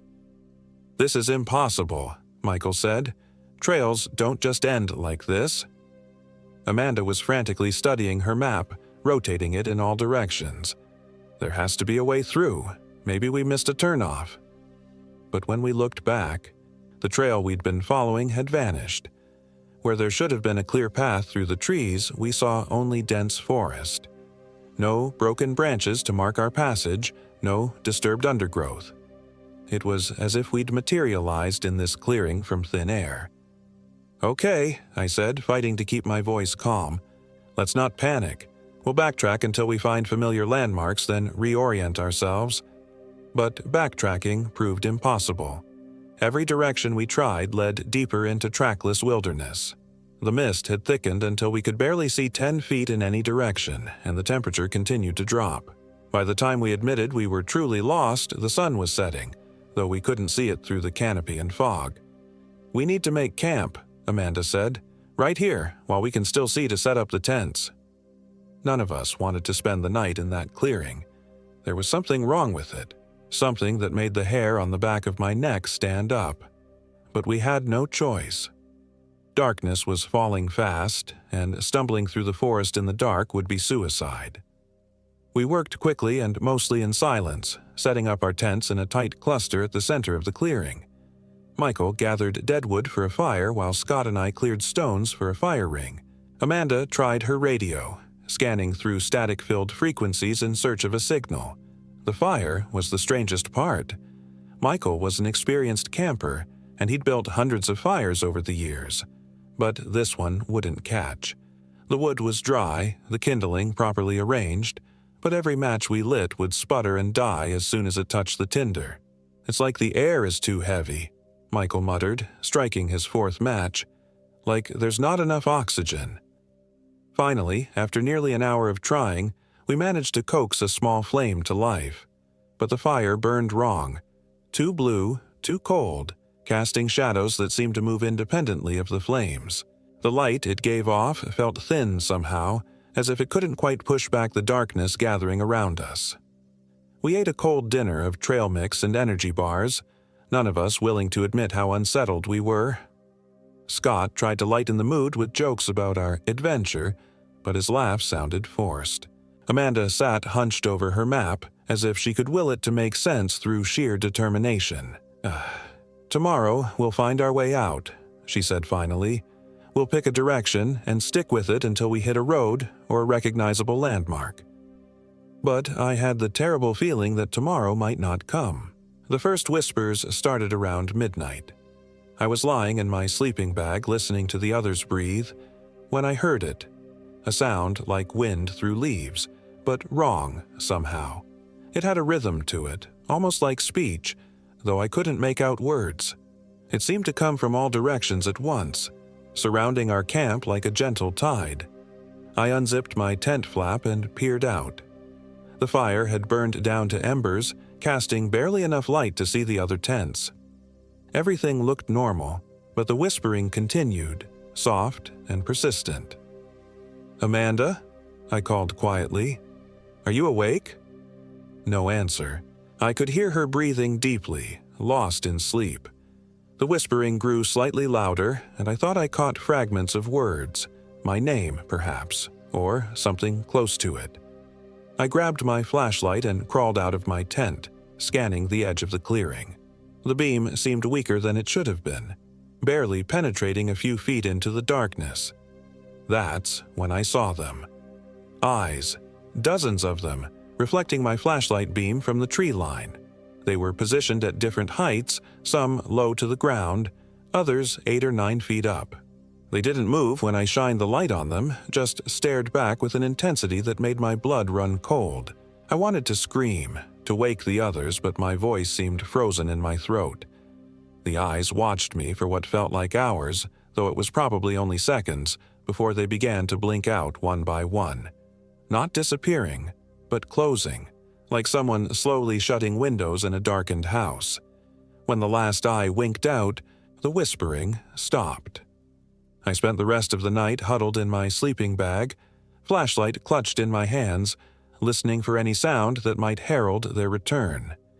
But the forest remained silent, more silent than any natural place should be. No night birds, no rustling of small animals, no wind through the trees. Just the sound of my own breathing and the frantic hammering of my heart. When dawn finally came, I emerged from my tent to find Amanda already awake, standing at the edge of the clearing with her back to me. She was perfectly still, unnaturally still, like a statue. "Amanda," I called, "are you okay?" She turned slowly, and I had to bite back a gasp. Her face was blank, empty, as if someone had erased all personality from her features. Her eyes were unfocused, staring through me rather than at me. "The trail," she said in a monotone voice. "I found the trail." "What? Where?" She pointed toward the tree line where I'd seen the eyes. "Right there. Can't you see it?" I looked but saw only dense forest. "Amanda, there's no trail there." "Of course there is." Her voice carried no emotion, no inflection. "We can leave now. We can go home." Michael and Scott emerged from their tents, both looking as if they'd slept poorly. Scott's usual morning cheerfulness was completely absent, and Michael kept glancing nervously at the forest around us. "Did anyone else hear voices last night?" Scott asked. "Whispers," Michael added, "like people talking just out of earshot." "The wind," Amanda said flatly. "Just the wind in the trees." But she was already walking toward the tree line, moving with that same unnatural stillness. As she approached what she claimed was a trail, the undergrowth seemed to part before her, branches bending aside as if controlled by invisible hands. "Amanda, wait," I called, but she had already disappeared into the forest. We had no choice but to follow. The trail Amanda led us along was unlike anything I'd ever experienced. The ground beneath our feet felt solid enough, but when I looked back, I could never see the path we'd just traveled. It was as if the forest was creating the route as we walked, then erasing it behind us to prevent retreat. Amanda maintained her mechanical pace, never pausing to rest or consult her map. When we called to her, she would sometimes turn back with that blank expression, but she never seemed to truly see us. It was as if she was sleepwalking, following instructions only she could hear. "This isn't right," Michael whispered to me as we struggled to keep up. "She's not acting like herself." "I know," I whispered back, "but what choice do we have? She's the only one who can see the trail." Hours passed. The mist never lifted, and the oppressive silence continued. My watch had stopped sometime during the night, its hands frozen at 3:17. When I asked the others for the time, I discovered their watches had stopped too, all at different hours. "Something is wrong with time," Scott said, and his voice carried an edge of hysteria. "This morning has lasted forever. The sun never moves." He was right. The light around us remained constant. Not bright enough to be noon, not dim enough to be evening. It was as if we were trapped in the eternal twilight, suspended between day and night. That's when Michael disappeared. One moment he was walking beside me, complaining about his sore feet. The next, I looked over and he was gone. Not just absent, erased, as if he had never existed. His footprints continued for a few steps, then simply stopped, with no sign of struggle or deviation from the path. "Michael!" I shouted, spinning in circles. "Michael, where are you?" Scott heard me and came running back. "What happened? Where did he go?" "I don't know. He was right here and then—" "The forest took him," Amanda said without turning around. "He went where they all go." "Who's they?" I demanded, grabbing her arm. "Amanda, what's happening to us?" For a moment, her blank expression flickered and I caught a glimpse of the friend I knew. Terrified, confused, fighting against something inside her head. "Jenny," she whispered, her voice thick with fear. "I can't stop walking. My legs won't obey me. Something is making me—" Then the blankness returned, wiping away all traces of the real Amanda. "We need to keep moving," she said in that dead monotone. "The trail is waiting." Scott and I exchanged desperate glances. We were trapped between following Amanda deeper into whatever nightmare we'd stumbled into, or striking out on our own and almost certainly dying lost in the wilderness. The smart choice would have been to stay with Amanda, to hope that whatever was controlling her would eventually lead us to safety. But I'd seen what happened to Michael. "Scott," I whispered, "we need to get away from her." "Right now." He nodded grimly. "On 3. But before we could act, Scott simply wasn't there anymore. Not vanished like Michael, something worse. Scott was still walking beside me, but he wasn't Scott. The thing wearing Scott's face turned to me with that same blank expression I'd seen on Amanda, and when it smiled, I could see that its teeth were wrong. Too sharp, too many, like someone had tried to recreate a human mouth from a half-remembered description. "Jenny," it said in Scott's voice, but the words felt oily and wrong. "Don't you want to come home with us?" I ran. I crashed through the underbrush, branches tearing at my clothes and face, my lungs burning as I fled deeper into the forest. Behind me, I could hear them calling, Amanda and the thing that had been Scott, their voices echoing strangely among the trees. "Jenny, come back. We're your friends." "The trail is this way, Jenny. You'll get lost without us." But I kept running, because I knew with absolute certainty that my friends were gone, and whatever was wearing their faces wanted to add me to their collection. I ran until my legs gave out, then crawled, then dragged myself forward on my belly. The mist grew thicker, the silence more oppressive. I could no longer hear Amanda and not Scott calling for me, but I didn't dare stop. Something about this place fed on stopping, on giving up, on accepting the wrong as normal. That's when I found Michael. He was sitting against a tree in a small clearing, his back to me, perfectly motionless. My heart leaped with hope. Maybe he'd escaped too. Maybe together we could find a way out of this nightmare. "Michael!" I gasped, stumbling toward him. "Thank God you're okay." But as I rounded the tree, I saw the truth. Michael was still there, but he was empty. His body sat upright, eyes open, but there was nothing behind them. No consciousness, no soul, just an abandoned shell wearing Michael's face. His mouth hung slightly open, and something dark had leaked from the corners, staining his shirt. I screamed then, a sound that seemed to tear something inside my chest. The scream echoed through the forest, distorted by the mist until it sounded like laughter. That's when they found me. Amanda and not Scott emerged from the trees, moving with that same mechanical precision. They weren't alone. Other figures followed them. People I didn't recognize, wearing clothes from different eras. An old woman in a faded floral dress that might have been fashionable in the 1950s. A man in a business suit that looked like something from the 1980s. A young girl in hiking gear that seemed more recent. All of them wore the same blank expression. All of them moved with the same puppet-like precision. "Time to come home, Jenny," Amanda said, and her voice was layered now, multiple voices speaking in unison. "Time to join the collection." "We've been waiting so long for new friends," added not Scott, and I could see something moving behind his eyes, something that was definitely not human. The other figures began to circle me, their movements perfectly synchronized. The old woman reached out with fingers that were too long, joints bending in directions that defied anatomy. The businessman's face began to shift and blur, features rearranging themselves like modeling clay.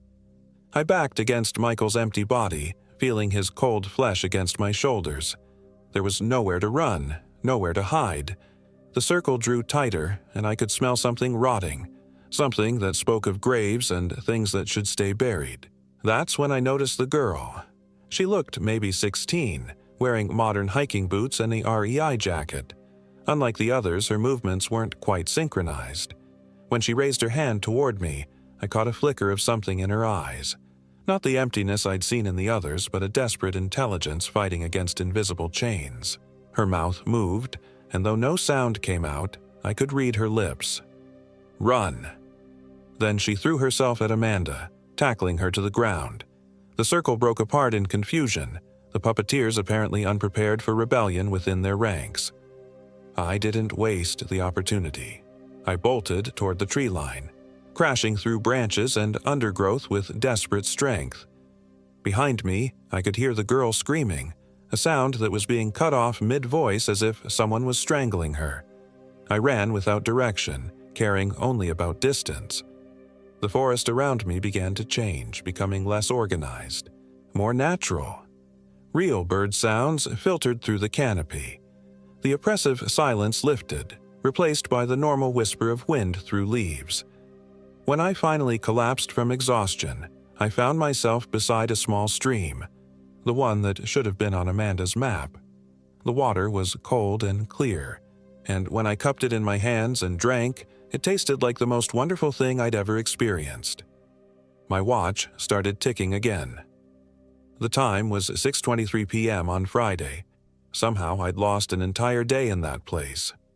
I followed the stream downhill, and within an hour I reached a Forest Service road. A ranger found me there, dehydrated and babbling about my missing friends. The search and rescue operation lasted 4 days, but they never found any trace of Amanda, Michael, or Scott. The trail I described didn't exist on any map, and the clearing where we'd camped couldn't be located despite GPS coordinates I swore were accurate. The official report listed them as missing, presumed dead due to exposure or wild animal attack.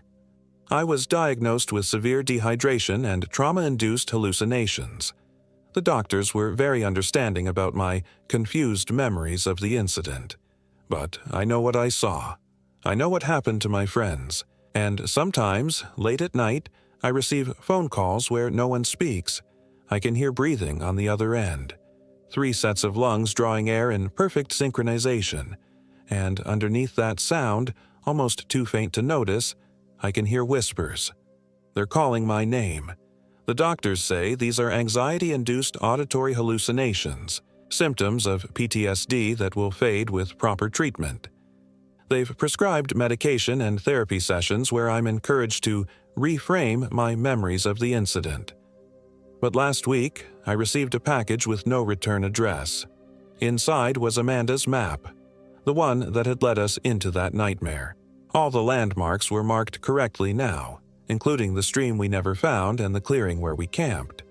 But there were new additions in red ink, marking what looked like a trail system I'd never seen before. At the bottom of the map, in Amanda's handwriting, were 2 words: "Come home." I've been having dreams about that clearing. Heck, about the circle of empty people waiting patiently in the mist. In the dreams, I can see my friends among them: Amanda, Michael, and Scott, their faces blank and peaceful, their movements perfectly synchronized with the others. They're waiting for me to return. And God help me, part of me wants to. Part of me is tired of running, tired of remembering, tired of being the only one who knows the truth.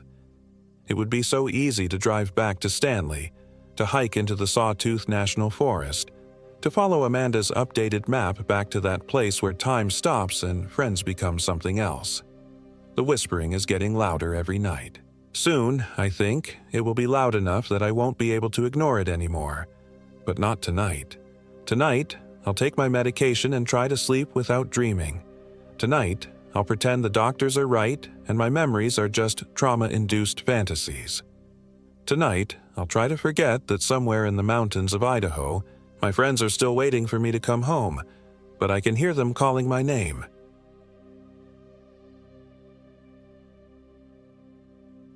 My name is Jennifer Williams, and I am 34 years old. This happened in the Sawtooth wilderness of central Idaho, near the ghost town of Atlanta, where the mountains scrape the sky like broken teeth and cell towers are nothing but a memory. I should have listened to my gut when Marcus suggested the trip. Something about his sudden enthusiasm for hiking felt wrong. Marcus, who spent weekends binge-watching Netflix and whose idea of outdoor adventure was walking to the mailbox. But Sarah was excited, and I hadn't seen my college roommate in 2 years. When she said yes, I couldn't back out without looking like the paranoid city dweller I'd apparently become. The plan was simple. 4 days backpacking through the Sawtooth Range, camping at hidden alpine lakes that Marcus claimed to know from his research. He'd been obsessed with some obscure hiking forum for months, printing out topographical maps and trail descriptions with the fervor of a man planning a heist. Sarah thought it was sweet, her boyfriend finally showing interest in something physical. I thought it was suspicious. We met at the Atlanta trailhead on a Thursday morning in late September.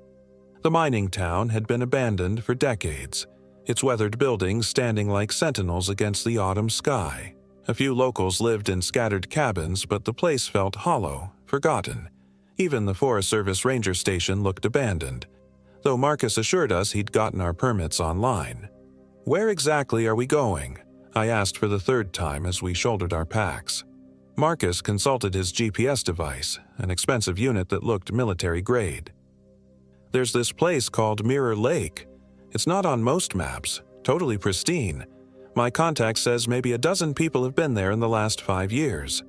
Sarah bounced on her toes, her enthusiasm infectious despite my misgivings. "This is going to be amazing. Just the 3 of us and nature." The first day's hike followed an established trail through dense lodgepole pine forest. The path was well maintained, clearly marked, and I began to relax. Maybe Marcus had actually done his homework. The September air was crisp but not cold, and the rhythmic crunch of pine needles under our boots was almost meditative. We made good time, stopping only for water and photos. Sarah documented everything: wildflowers, rock formations, a distant eagle circling overhead. Marcus stayed focused on his GPS, occasionally checking his printed maps with the concentration of a navigator crossing the Atlantic. "Signal's getting weak," he mentioned around noon, tapping the device's screen. "That's normal up here," I said. "The mountains block everything." But as the afternoon wore on, Marcus's confidence seemed to waver. He stopped more frequently to check his position, frowning at the GPS screen. The established trail began to fade, becoming little more than game paths threading between massive granite boulders. "Are we lost?" Sarah asked, her earlier excitement dimming. No, this is right. The trail just gets unofficial here." Marcus's voice carried a note I didn't like, the sound of someone trying to convince himself as much as us. By evening, we reached what Marcus claimed was our intended campsite, a small meadow beside a creek surrounded by towering peaks. It was beautiful in an austere, primordial way, but something felt off. The silence was too complete. No bird calls, no rustling of small animals, just the creek's whisper and the wind through the pines. We set up camp as the sun dipped behind the mountains, painting the sky deep orange and purple. The temperature dropped quickly once the light faded, and we huddled around our camp stove, eating dehydrated meals and trying to ignore the oppressive quiet. "Listen to that silence," Sarah said, attempting to sound cheerful. "You can't buy peace like this in the city." But it wasn't peaceful. It was wrong. The silence felt heavy, expectant, like the moment before thunder crashes. I'd camped dozens of times, and wilderness was never truly quiet. There were always insects, night birds, the scurry of nocturnal creatures. This felt dead. "I'm going to gather some firewood," Marcus announced, standing abruptly. "We don't need a fire," I said. "We have the stove, and it's not that cold." "I want a fire." His tone was final, almost aggressive. "There's plenty of deadfall around." Sarah and I exchanged glances as Marcus disappeared into the tree line with his headlamp. The beam of light bobbed between the pines like a lost star, growing fainter until it vanished completely. "He's been acting weird all day," Sarah whispered. I nodded, keeping my voice low. "When did he become Mr. Outdoorsman? Last time I saw him, he was complaining about a splinter from your deck railing." We sat in uncomfortable silence, listening to the creek and waiting for Marcus to return. Minutes stretched into a half hour. Then, an hour. Sarah called his name, her voice echoing off the granite walls surrounding our meadow. No response. "We should look for him," she said, standing and grabbing her flashlight. "No." The word came out sharper than I intended. Rule 1 of wilderness safety: don't compound emergencies by getting more people lost. He's probably just having trouble finding good wood in the dark. But even as I said it, dread was settling in my stomach like spoiled food. The silence seemed to press closer, and I found myself listening for sounds that never came. The crack of breaking branches, Marcus's voice, anything to indicate he was still nearby. 2 hours passed. Sarah paced the small meadow like a caged animal, calling Marcus's name every few minutes. I tried to stay rational, to think through our options. If he didn't return by morning, we'd have to hike out and get help. The creek would lead us downstream, eventually back to civilization. At 11 p.m., we heard footsteps approaching through the trees. "Marcus," Sarah called, relief flooding her voice. The footsteps stopped, then resumed, slow and deliberate, coming directly toward our camp. A headlamp beam appeared between the pines, bobbing with each step. "Where the hell have you been?" Sarah demanded as the figure emerged into our small circle of light. It was Marcus. But something was wrong. He moved with an odd, stilted gait, like someone learning to walk again after an injury. His face was blank, expressionless, and he stared at us without speaking. "Marcus!" I stood slowly, every instinct screaming danger. He smiled then, but it was all wrong. Too wide, lasting too long, never reaching his eyes. When he finally spoke, his voice sounded hollow, like an echo of itself. "Found wood."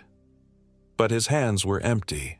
Sarah rushed to him, wrapping her arms around his waist. "You scared us to death. What happened? Where's the firewood?" Marcus didn't return her embrace. He stood rigid, that terrible smile frozen on his face, staring at me over Sarah's shoulder. His eyes reflected our flashlight beams like an animal's. "I'm fine," he said, each word carefully enunciated. "Everything is fine."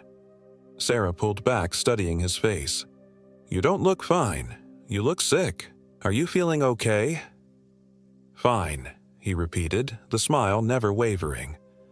I grabbed Sarah's arm, pulling her away from him. "We need to talk. Privately." Marcus watched us retreat to the edge of camp, his head turning to track our movement with mechanical precision. He didn't blink once during the entire conversation that followed. "Something's wrong with him," I whispered urgently. "He's probably just dehydrated or exhausted," Sarah protested, but doubt colored her voice. "Look at him, Sarah.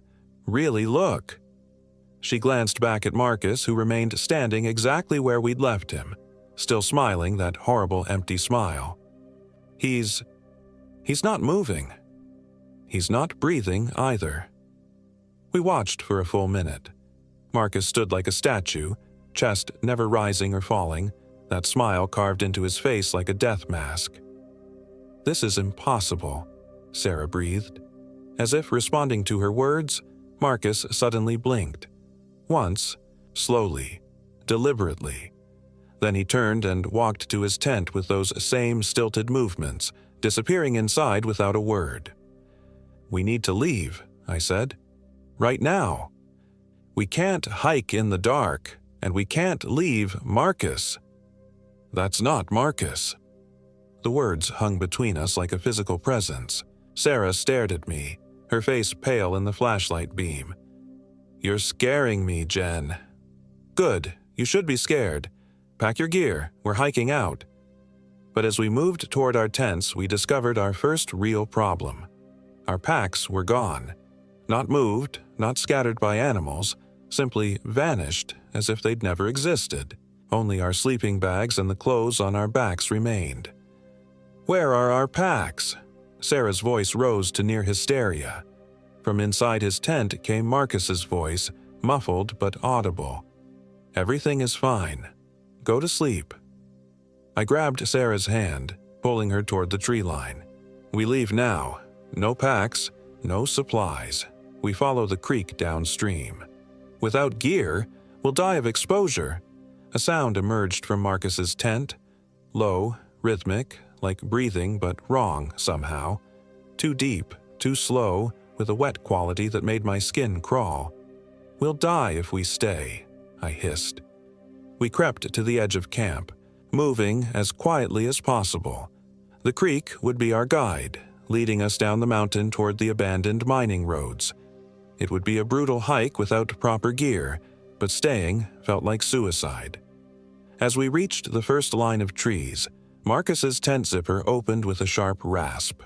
We ran. The forest at night was a maze of shadows and obstacles. Pine branches tore at our clothes and faces as we stumbled through the underbrush, following the creek's faint sound. My flashlight beam danced wildly, illuminating rocks and roots and the pale, watching eyes of something that might have been an owl. Behind us, I could hear pursuit, not the crash of someone running through brush, but careful, measured footsteps that seemed to match our pace exactly. When we stopped to catch our breath, the footsteps stopped. When we moved, they resumed. "He's following us," Sarah gasped. "That's not Marcus," I repeated. We pressed on, terror lending strength to our exhausted legs. The creek grew louder as smaller tributaries joined it, and I began to hope we were making progress toward lower elevations. But after what felt like hours of hiking, something was wrong. The landscape around us looked identical to where we'd started.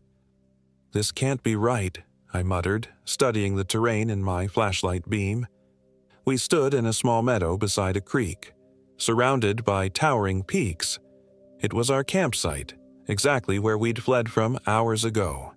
Our sleeping bags lay scattered on the ground, and Marcus's tent stood silent and dark.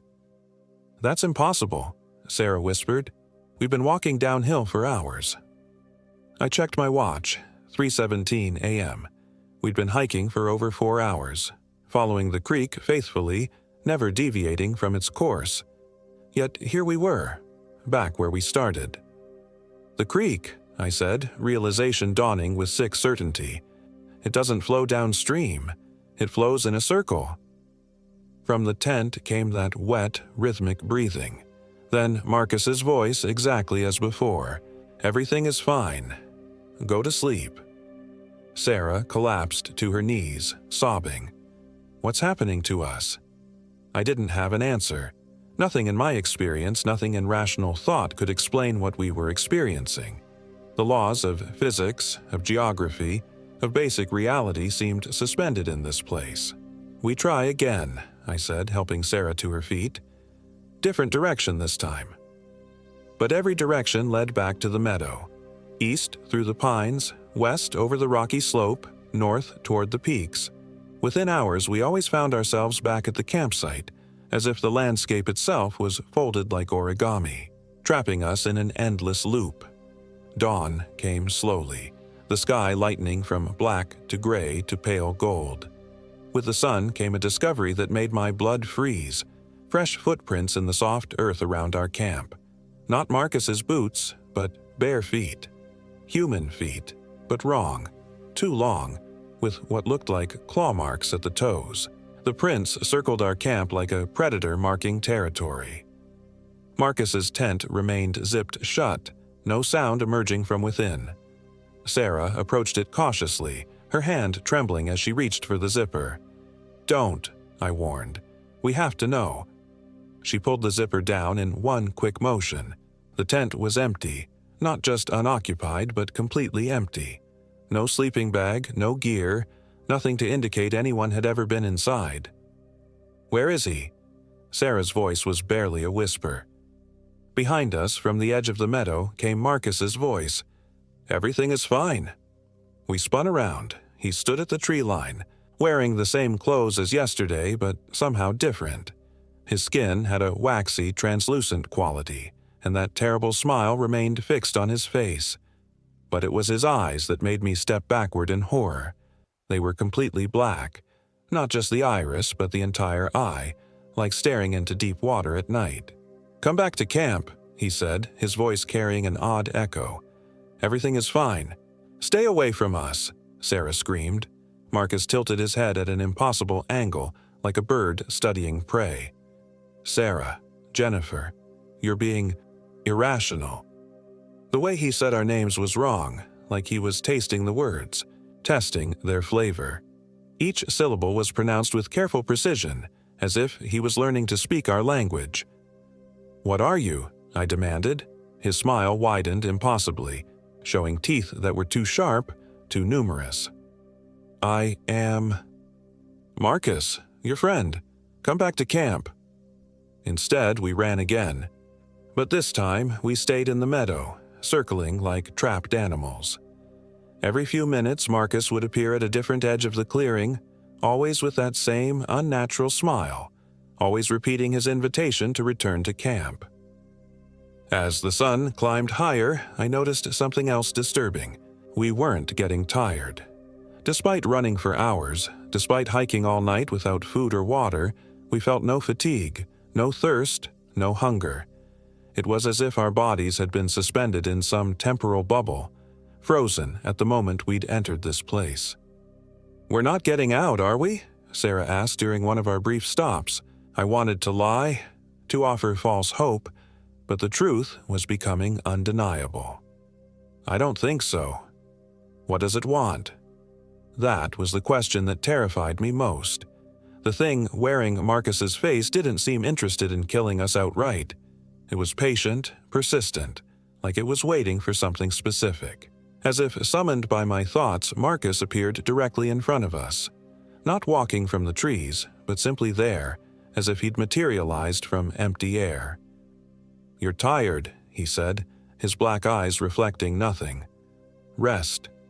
Sleep. Everything will be better." "We're not tired," I said, though the words felt strange. "You will be." And suddenly, we were. Exhaustion hit like a physical blow, sending both Sarah and me to our knees. My limbs felt like lead, my eyelids impossibly heavy. Beside me, Sarah swayed and collapsed onto her side, her eyes already closing. "Fight it," I whispered, but my own voice was slurring. Marcus knelt beside us, his movements no longer stilted, but fluid, predatory. Up close, I could see that his skin wasn't skin at all. It was something else, something that shifted and rippled like disturbed water. "Sleep," he whispered, his breath carrying the smell of decay and old earth. "When you wake, you'll understand. You'll be better." I tried to resist, but the exhaustion was overwhelming. As consciousness faded, I heard him humming, a tune I didn't recognize but that seemed ancient, primal, like something that had existed before human music, before human language, before humans. I woke to daylight and silence. Sarah lay beside me, still unconscious, her breathing shallow but steady. We were back in the campsite, lying in our sleeping bags as if nothing had happened. Our packs sat nearby, exactly where we'd left them the first night. But something was wrong with time. The sun stood at exactly the same angle as when we'd first made camp, casting identical shadows across the meadow. My watch showed the same time it had shown yesterday. 6:47 p.m. Sarah stirred, opening her eyes with a confused expression. What happened? I had the strangest dream. It wasn't a dream. She sat up, looking around the meadow with growing recognition and horror. "We're back." We never left. Marcus's tent stood open and empty, but I could feel his presence watching from the surrounding forest. Waiting. "Jen, look at your hands." I lifted my hands, examining them in the fading light. At first, they looked normal, but as I watched, the skin seemed to shift and ripple, taking on that same waxy, translucent quality I'd seen on Marcus. What's happening to us? I didn't want to voice my suspicion, but the evidence was becoming undeniable. We were changing, becoming something else, something like what Marcus had become. "We have to get out of here," I said, standing on unsteady legs, "before it's too late." But even as I said it, I wondered if it already was too late. How long had we been here? Hours? Days? The sun never seemed to move. Time never progressed. We were caught in some kind of temporal loop, slowly being transformed into… What? From the forest came Marcus's voice. Closer now. "Jennifer, Sarah, come home." The word home sent chills down my spine. This place wasn't home. It was a trap, a snare designed to catch travelers and transform them into something inhuman. "Run," I told Sarah. "Where? We've tried everything." "Then we keep trying until we find a way out or die trying." We gathered what gear we could carry and headed for the tree line. But this time, instead of following paths or streams, we climbed, straight up the granite face of the nearest peak, using whatever handholds we could find. The climbing was brutal, made worse by our heavy packs and the strange dreamlike quality that seemed to permeate everything in this place. But height gave us perspective, and from 100 feet above the meadow, I could see something that made my heart race with desperate hope. The landscape below us wasn't natural.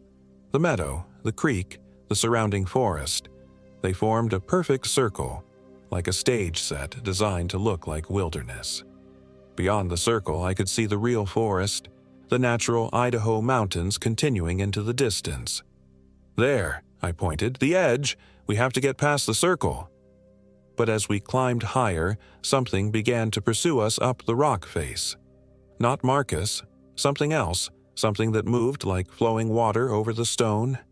I glimpsed it in my peripheral vision, a dark shape that seemed to absorb light, climbing with impossible speed and grace. "Climb faster," I shouted. Sarah sobbed as she pulled herself up another ledge, her hands bloody from the rough granite. Behind us, the thing grew closer, and I could smell its presence.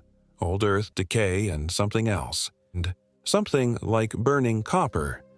We reached a narrow ledge, perhaps 200 feet above the meadow.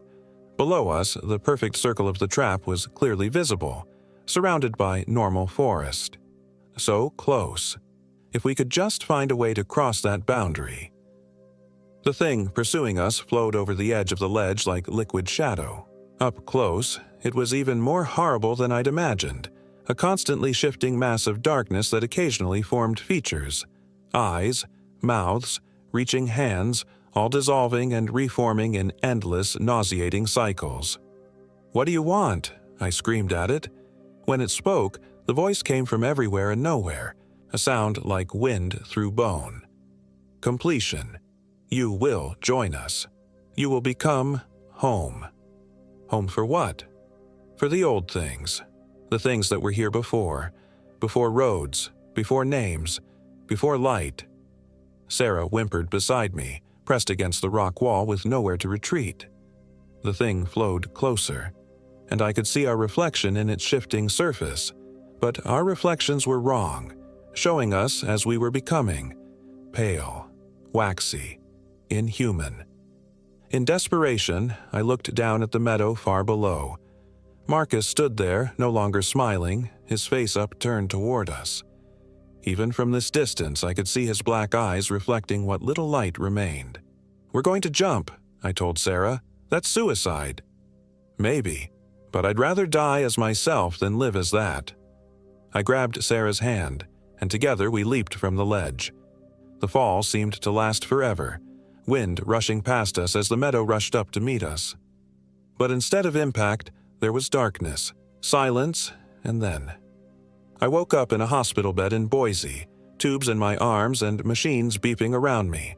A nurse noticed my movement and called for a doctor who examined me with professional concern. "You've been unconscious for 3 days," she explained. "Hikers found you and your friend at the bottom of a ravine near the old Atlanta mining district. Severe hypothermia, dehydration, multiple injuries from a fall. You're lucky to be alive." "Sarah," I croaked. "She's alive, recovering in the next room, the third member of your party." The doctor's expression grew grave. "I'm sorry, we haven't found any trace of him. Search and rescue is still looking." They never found Marcus. Official reports listed him as missing, presumed dead from exposure or a fall. Sarah and I recovered physically, but we never spoke about what really happened in that meadow. What would be the point? Who would believe us? But sometimes, late at night, I remember the smell of decay and copper. I remember Marcus's impossible smile and his black, reflecting eyes. I remember the thing that flowed like darkness over stone, promising to make us home for the old things that existed before light. And sometimes when I catch my reflection in windows or mirrors, I swear I can see something else looking back, something waxy and translucent, something that doesn't quite belong in this world. The doctors say I'm fully recovered. They say the nightmares will fade with time, that the paranoia and hypervigilance are normal responses to trauma. They don't know that I still can't cast a proper shadow in certain light. They don't know that sometimes, when I'm not paying attention, I forget to breathe for minutes at a time. They don't know that last week, when I was walking through downtown Boise, I saw a familiar figure standing across the street, tall, wearing hiking clothes, with that same terrible smile carved into his face. Marcus raised one hand in greeting, his movements stilted and wrong, his eyes reflecting the streetlights like an animal's.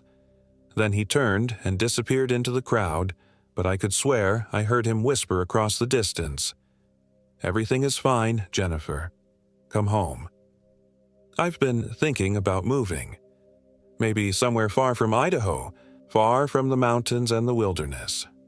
But deep down, I know it won't matter, because I think that thing in the meadow was right about one thing. We did become home for something old and dark, and no matter how far I run, I'll always be carrying a piece of that place inside me, waiting for the day when it decides to make itself known.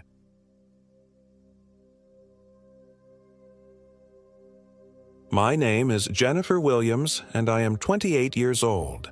This happened in the Sawtooth wilderness near Bora Peak, Idaho, during what was supposed to be a peaceful weekend getaway with my 2 closest friends from college. The 3 of us, myself, Rachel Rogers, and Amanda Wright, had been planning this trip for months.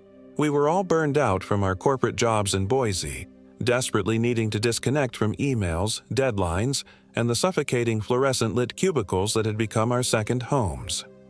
Rachel, always the planner, had found a remote campsite near Chickenout Ridge about 15 miles from the nearest road. Complete digital detox, she'd promised with that infectious grin of hers. No cell service, no distractions, just us and nature. I should have known something was wrong when we couldn't find the turnoff Rachel had marked on her GPS. The device kept recalculating, sending us down increasingly narrow dirt roads that seemed to fork and twist without logic. By the time we finally found what looked like the right trail marker, a weathered wooden post with Whispering Pines Campground carved in faded letters, the sun was already sinking behind the jagged peaks of the Lost River Range. "This doesn't look right," Amanda muttered, checking her phone for the dozenth time. The screen showed no signal bars, just that maddening "no service" message. She was the anxious one of our group, always needing a backup plan for the backup plan. Her dark hair was already escaping from her ponytail, a sure sign she was stressed. Rachel laughed it off, shouldering her overstuffed backpack with practiced ease. "Come on, guys. This is exactly what we wanted. Complete isolation. We'll figure it out." She'd been the outdoorsy one since college, always dragging us on hiking trips and camping expeditions. Her confidence in the wilderness was usually reassuring, but something about the way the trees seemed to lean inward over the trail made me uneasy. The campground, when we finally reached it after an hour of hiking, felt wrong from the moment we stepped into the clearing. 3 fire rings sat arranged in a perfect triangle, surrounded by towering pines that blocked out most of the dying light. The trees were massive, old growth that must have been standing for centuries, but their branches hung too low, creating a canopy so thick it felt like a ceiling pressing down on us. "It's so quiet," Amanda whispered, and she was right. No bird songs, no insects buzzing, no rustle of small animals in the underbrush. Just the soft whisper of wind through pine needles, a sound that should have been comforting but somehow felt like voices just beyond the edge of hearing. We set up camp quickly, our movements unnaturally hurried despite Rachel's forced cheerfulness. The silence seemed to demand quiet, as if speaking too loudly might disturb something we didn't want to wake. I found myself glancing over my shoulder repeatedly while assembling my tent, certain I'd heard footsteps on the pine needle carpet behind me. "Anyone else notice there's no wildlife?" I asked as we gathered around the fire ring Rachel had chosen. The wood we'd brought caught easily. Too easily, actually. The flames leaped higher than they should have, casting dancing shadows that seemed to move independently of the fire itself. "Maybe we're just too high up," Rachel said, but her voice lacked its usual conviction. She kept glancing at the tree line, her jaw set in that stubborn way that meant she was determined not to admit she was wrong about something. Amanda was checking her phone again, holding it up at different angles like she might catch a stray signal. "I can't even get GPS coordinates. It's like we don't exist out here." That first night, I barely slept. The wind through the pines created a constant susurrus that sounded almost like whispered conversations. Every time I started to drift off, I'd hear what sounded like footsteps circling our camp. Slow, deliberate steps that stopped whenever I held my breath to listen more carefully. Around 3 a.m., I heard Amanda's tent zipper. Through the thin nylon wall of my own tent, I watched her silhouette as she crept toward the tree line. I assumed she was just answering nature's call, but she was gone for almost 20 minutes. When she finally returned, her movements seemed different, more fluid, almost gliding across the ground. "Amanda!" I whispered when I heard her tent zipper again. No response, just the wind in the pines, whispering secrets I couldn't quite understand. Morning brought no relief.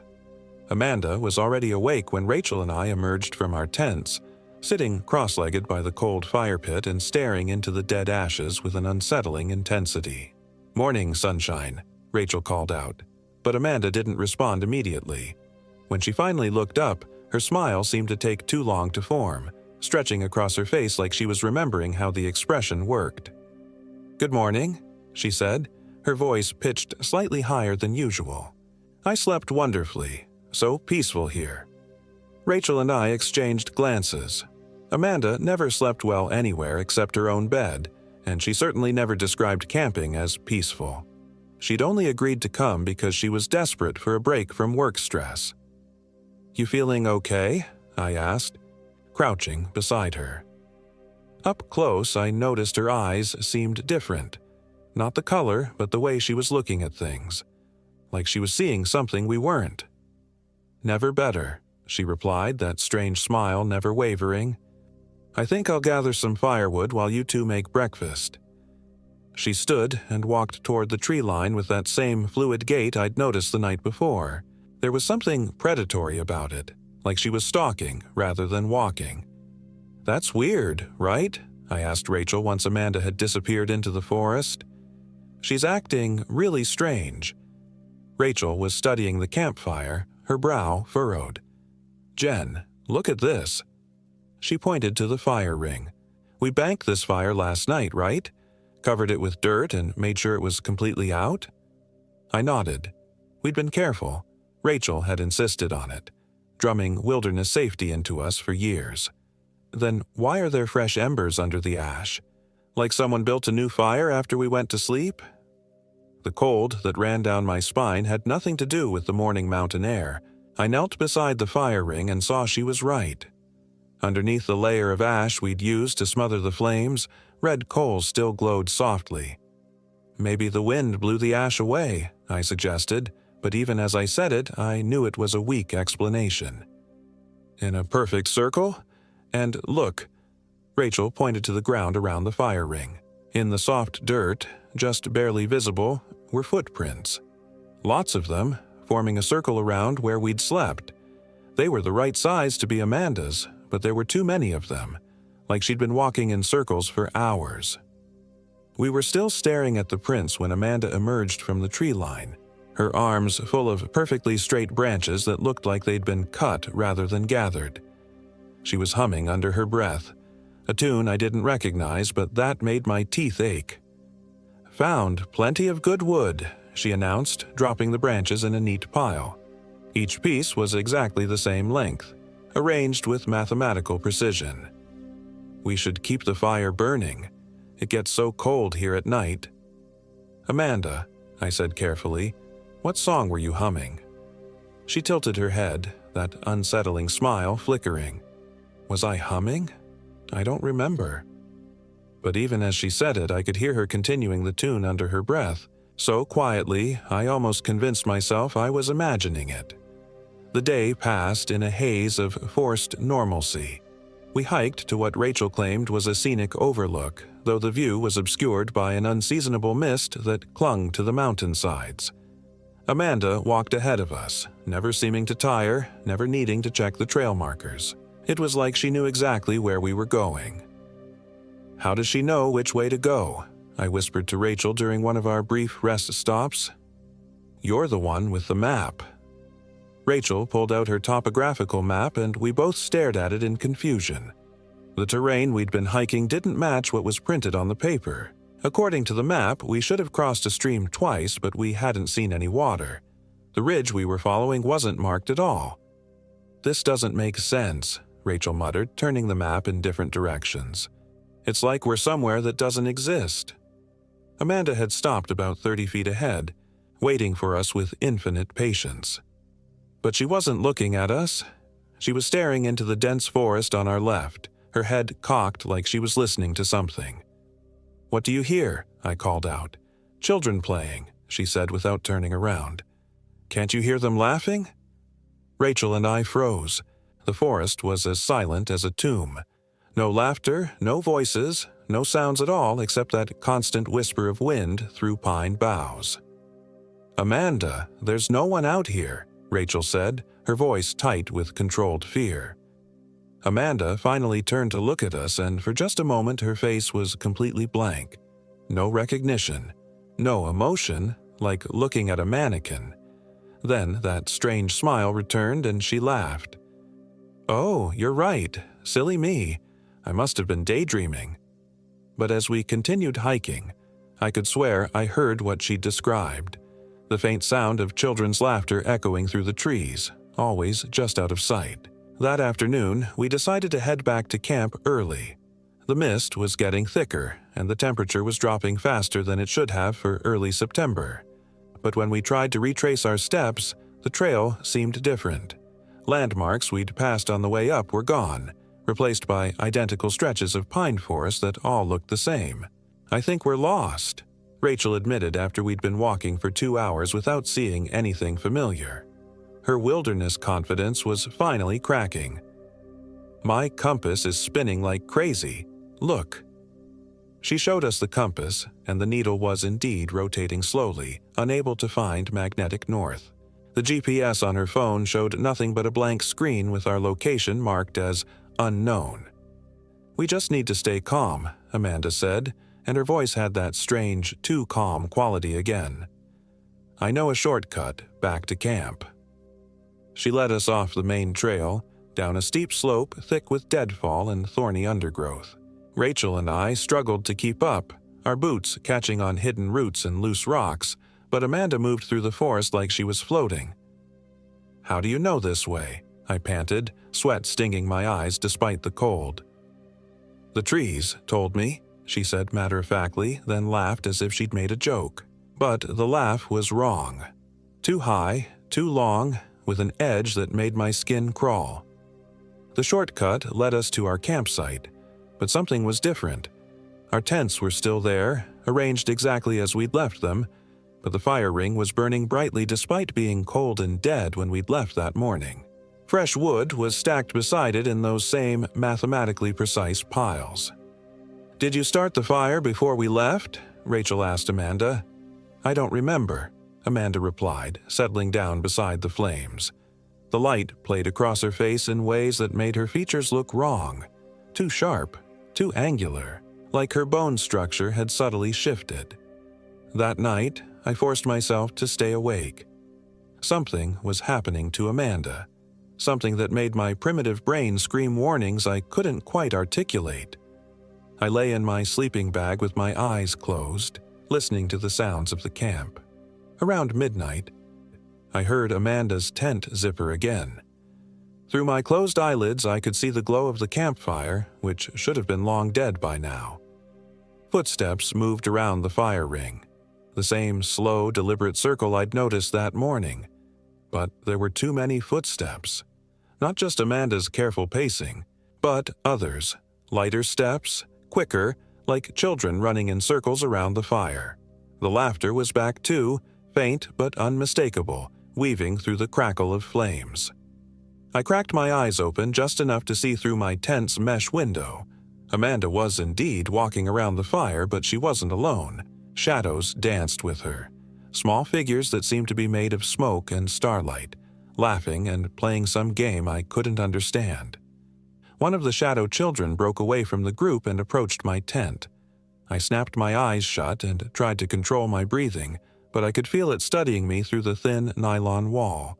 Its presence was cold, ancient, hungry in a way that had nothing to do with food. After what felt like hours, the footsteps and laughter faded. I heard Amanda's tent zipper one final time, then silence.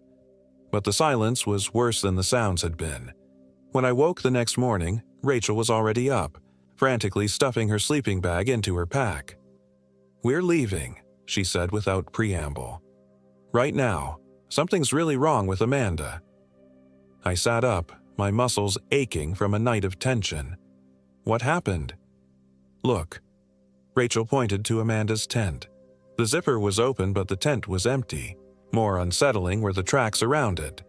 Not just human footprints, but something else. Small, bare feet with too many toes, impressed deep in the dirt. "Where is she?" I whispered.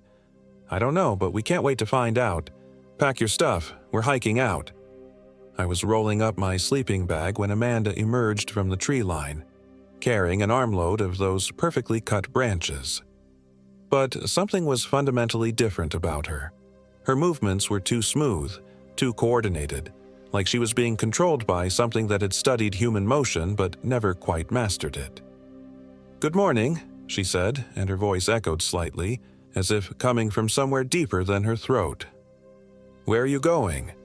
"We're hiking out," Rachel said firmly. "This trip isn't working out." Amanda's head tilted at an unnatural angle like an owl examining prey. "But we're having so much fun.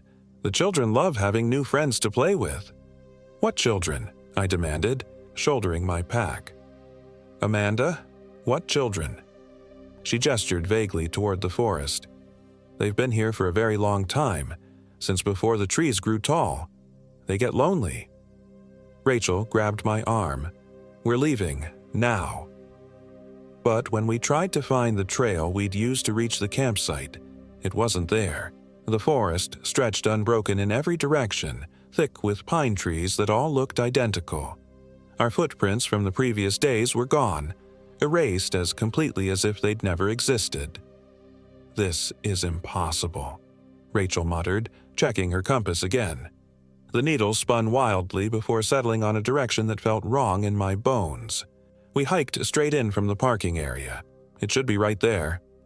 Amanda watched our growing panic with that serene, empty smile. "You can't leave yet," she said. "The children haven't finished playing." That's when I noticed her eyes. They were still brown, still Amanda's eyes, but something else was looking out through them. Something old and patient and utterly inhuman. "What happened to you?" I whispered. "I went to gather wood," she said, her voice taking on a dreamy quality. "There was a place where the trees grew in a circle and the children were playing there. They were so lonely, Jen. They'd been waiting so long for someone to play with them." "You're scaring us," Rachel said, but her voice was shaking. Amanda's smile widened, showing too many teeth. "They just want to play, forever and ever, like children should." I grabbed Rachel's hand and ran. We crashed through the underbrush, branches tearing at our clothes and faces, our heavy packs throwing off our balance. Behind us, I could hear Amanda calling out in that echoing voice, and underneath it, the sound of children laughing. The forest seemed to shift around us as we ran. Trails appeared and disappeared, leading us in circles that brought us back to the same cluster of distinctive white-barked aspens over and over again. The sun moved wrong in the sky, sometimes ahead of us, sometimes behind, like time itself was unstable. "There," Rachel gasped, pointing through the trees. "I can see the road." A ribbon of weathered asphalt was visible through the pines, and we stumbled toward it with desperate hope. But when we reached what should have been the forest's edge, the road was gone. In its place was another campsite, identical to the one we'd fled except for the occupants. 3 tents arranged in a perfect triangle, a fire burning bright in the center, and, sitting around it, 3 figures that might once have been human. They looked up at our approach with faces that were almost right, almost familiar, but wrong in ways that made my vision blur. "Welcome back," said the thing that looked like Amanda. "The children have been waiting." We ran again, deeper into the forest, as the laughter followed us through the trees. Every direction we turned led us in circles, back to campsites full of things that had once been people, all of them smiling those empty smiles and inviting us to stay and play. As night fell, we found ourselves back at our original campsite. Our tents were still there, the fire still burning, and Amanda was waiting for us with infinite patience. "You can't leave," she said simply. "The children need their friends. They've been so lonely since the last campers stopped coming." "How long?" Rachel demanded. "How long have you been out here?" Amanda's head tilted in that unnatural way. "Time moves differently here. The children showed me that. Sometimes it's been days, sometimes years, sometimes it's been forever." I noticed something that made my blood freeze. Around the campsite, half hidden in the shadows between the trees, were more fire rings. Dozens of them, stretching back into the forest.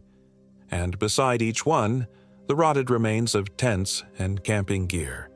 Some looked recent. Others were almost completely decomposed, covered in decades of pine needles and forest debris. "How many?" I whispered. Amanda's smile never wavered. "All of them. Everyone who camps in the children's forest. They all stay to play." The laughter was getting closer now, weaving through the trees like smoke. I could see them more clearly in my peripheral vision. Small figures with 2 long limbs and faces that shifted like water. They were beautiful and terrible, and they moved with the predatory grace of things that had never been truly alive. "I won't let you take us," Rachel said, pulling a knife from her pack. The blade gleamed in the firelight, but Amanda just laughed. "You can't hurt me," she said. "I'm not really here anymore. I'm playing with the children now, forever and ever." But I had an idea. A desperate, probably stupid idea, but it was all I had left. "The fire," I whispered to Rachel. "She keeps talking about the children being here since before the trees grew tall. What if they're tied to this place? What if we can break the connection?" Rachel understood immediately. While I distracted Amanda with questions about the children, Rachel began pulling burning branches from the fire and throwing them into the surrounding forest. The pine needles caught immediately, the flames spreading with unnatural speed. Amanda's serene expression finally cracked.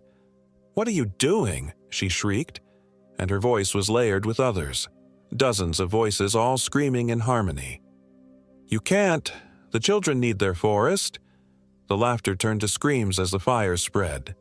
Through the smoke, I could see the shadow children writhing and dissolving, their forms becoming more frantic and less coherent. And Amanda, or the thing wearing Amanda's face, was changing too, her features melting and reforming like wax in the heat. "The children!" she wailed. "You're killing the children!" "They were already dead," I shouted back, grabbing Rachel's hand. "They died a long time ago, and you're keeping them trapped here." The fire was spreading faster than any natural flame should, racing up the massive pines and leaping from tree to tree. But instead of the orange and red of normal fire, these flames burned silver and blue, with a cold light that seemed to burn away more than just wood and needles. Through the supernatural conflagration, I could see shapes in the smoke. Not the shadow children anymore, but something else. Human forms, translucent and peaceful, rising up through the flames toward the star-filled sky. Some were dressed in modern camping gear, others in clothes from decades past. All of them looked relieved. "Thank you," one of them whispered as she passed, and I recognized the voice from my dreams. A young woman who'd been camping here with her boyfriend in 1987, according to the missing persons report I'd researched later. Amanda collapsed as the last of the shadow children dissolved. Her face was her own again, confused and terrified, but human. The thing that had been using her was gone, burned away by the silver flames. "Jen," she gasped. "Where are we? What happened?" But there was no time to explain. The fire was consuming the forest around us, and we needed to get out before we burned with it. I hauled Amanda to her feet while Rachel grabbed what supplies she could carry, and we ran through the burning forest toward what we hoped was freedom. The flames parted before us like a curtain, creating a corridor of safety through the inferno. And at the end of that corridor, impossibly, was the parking area where we'd left Rachel's Jeep 3 days earlier. The vehicle sat exactly where we'd left it, covered in dust and pine needles as if it had been abandoned for years. We piled into the Jeep and Rachel gunned the engine, gravel spraying as we tore away from the forest. In the rearview mirror, I watched the silver flames consume the canopy of ancient pines, burning with a light that seemed to cleanse rather than destroy. By the time we reached the main highway, the fire was gone. When we looked back, the forest appeared normal, green and peaceful under the morning sun, as if nothing had happened. Amanda had no memory of the previous 3 days. As far as she knew, we'd decided to come home early because of bad weather. She seemed genuinely confused by our haggard appearance and jumpy behavior. "You guys look like you've seen a ghost," she joked as we drove back toward Boise. Rachel and I exchanged glances but said nothing. What could we say? That we'd spent 3 days trapped in a pocket of supernatural forest where the spirits of dead children collected living playmates? That Amanda had been possessed by something ancient and hungry? That we'd burned down a cursed grove with silver fire that probably never existed in the first place? Instead, we drove in silence, watching the normal world scroll past our windows and trying to convince ourselves that we were really free.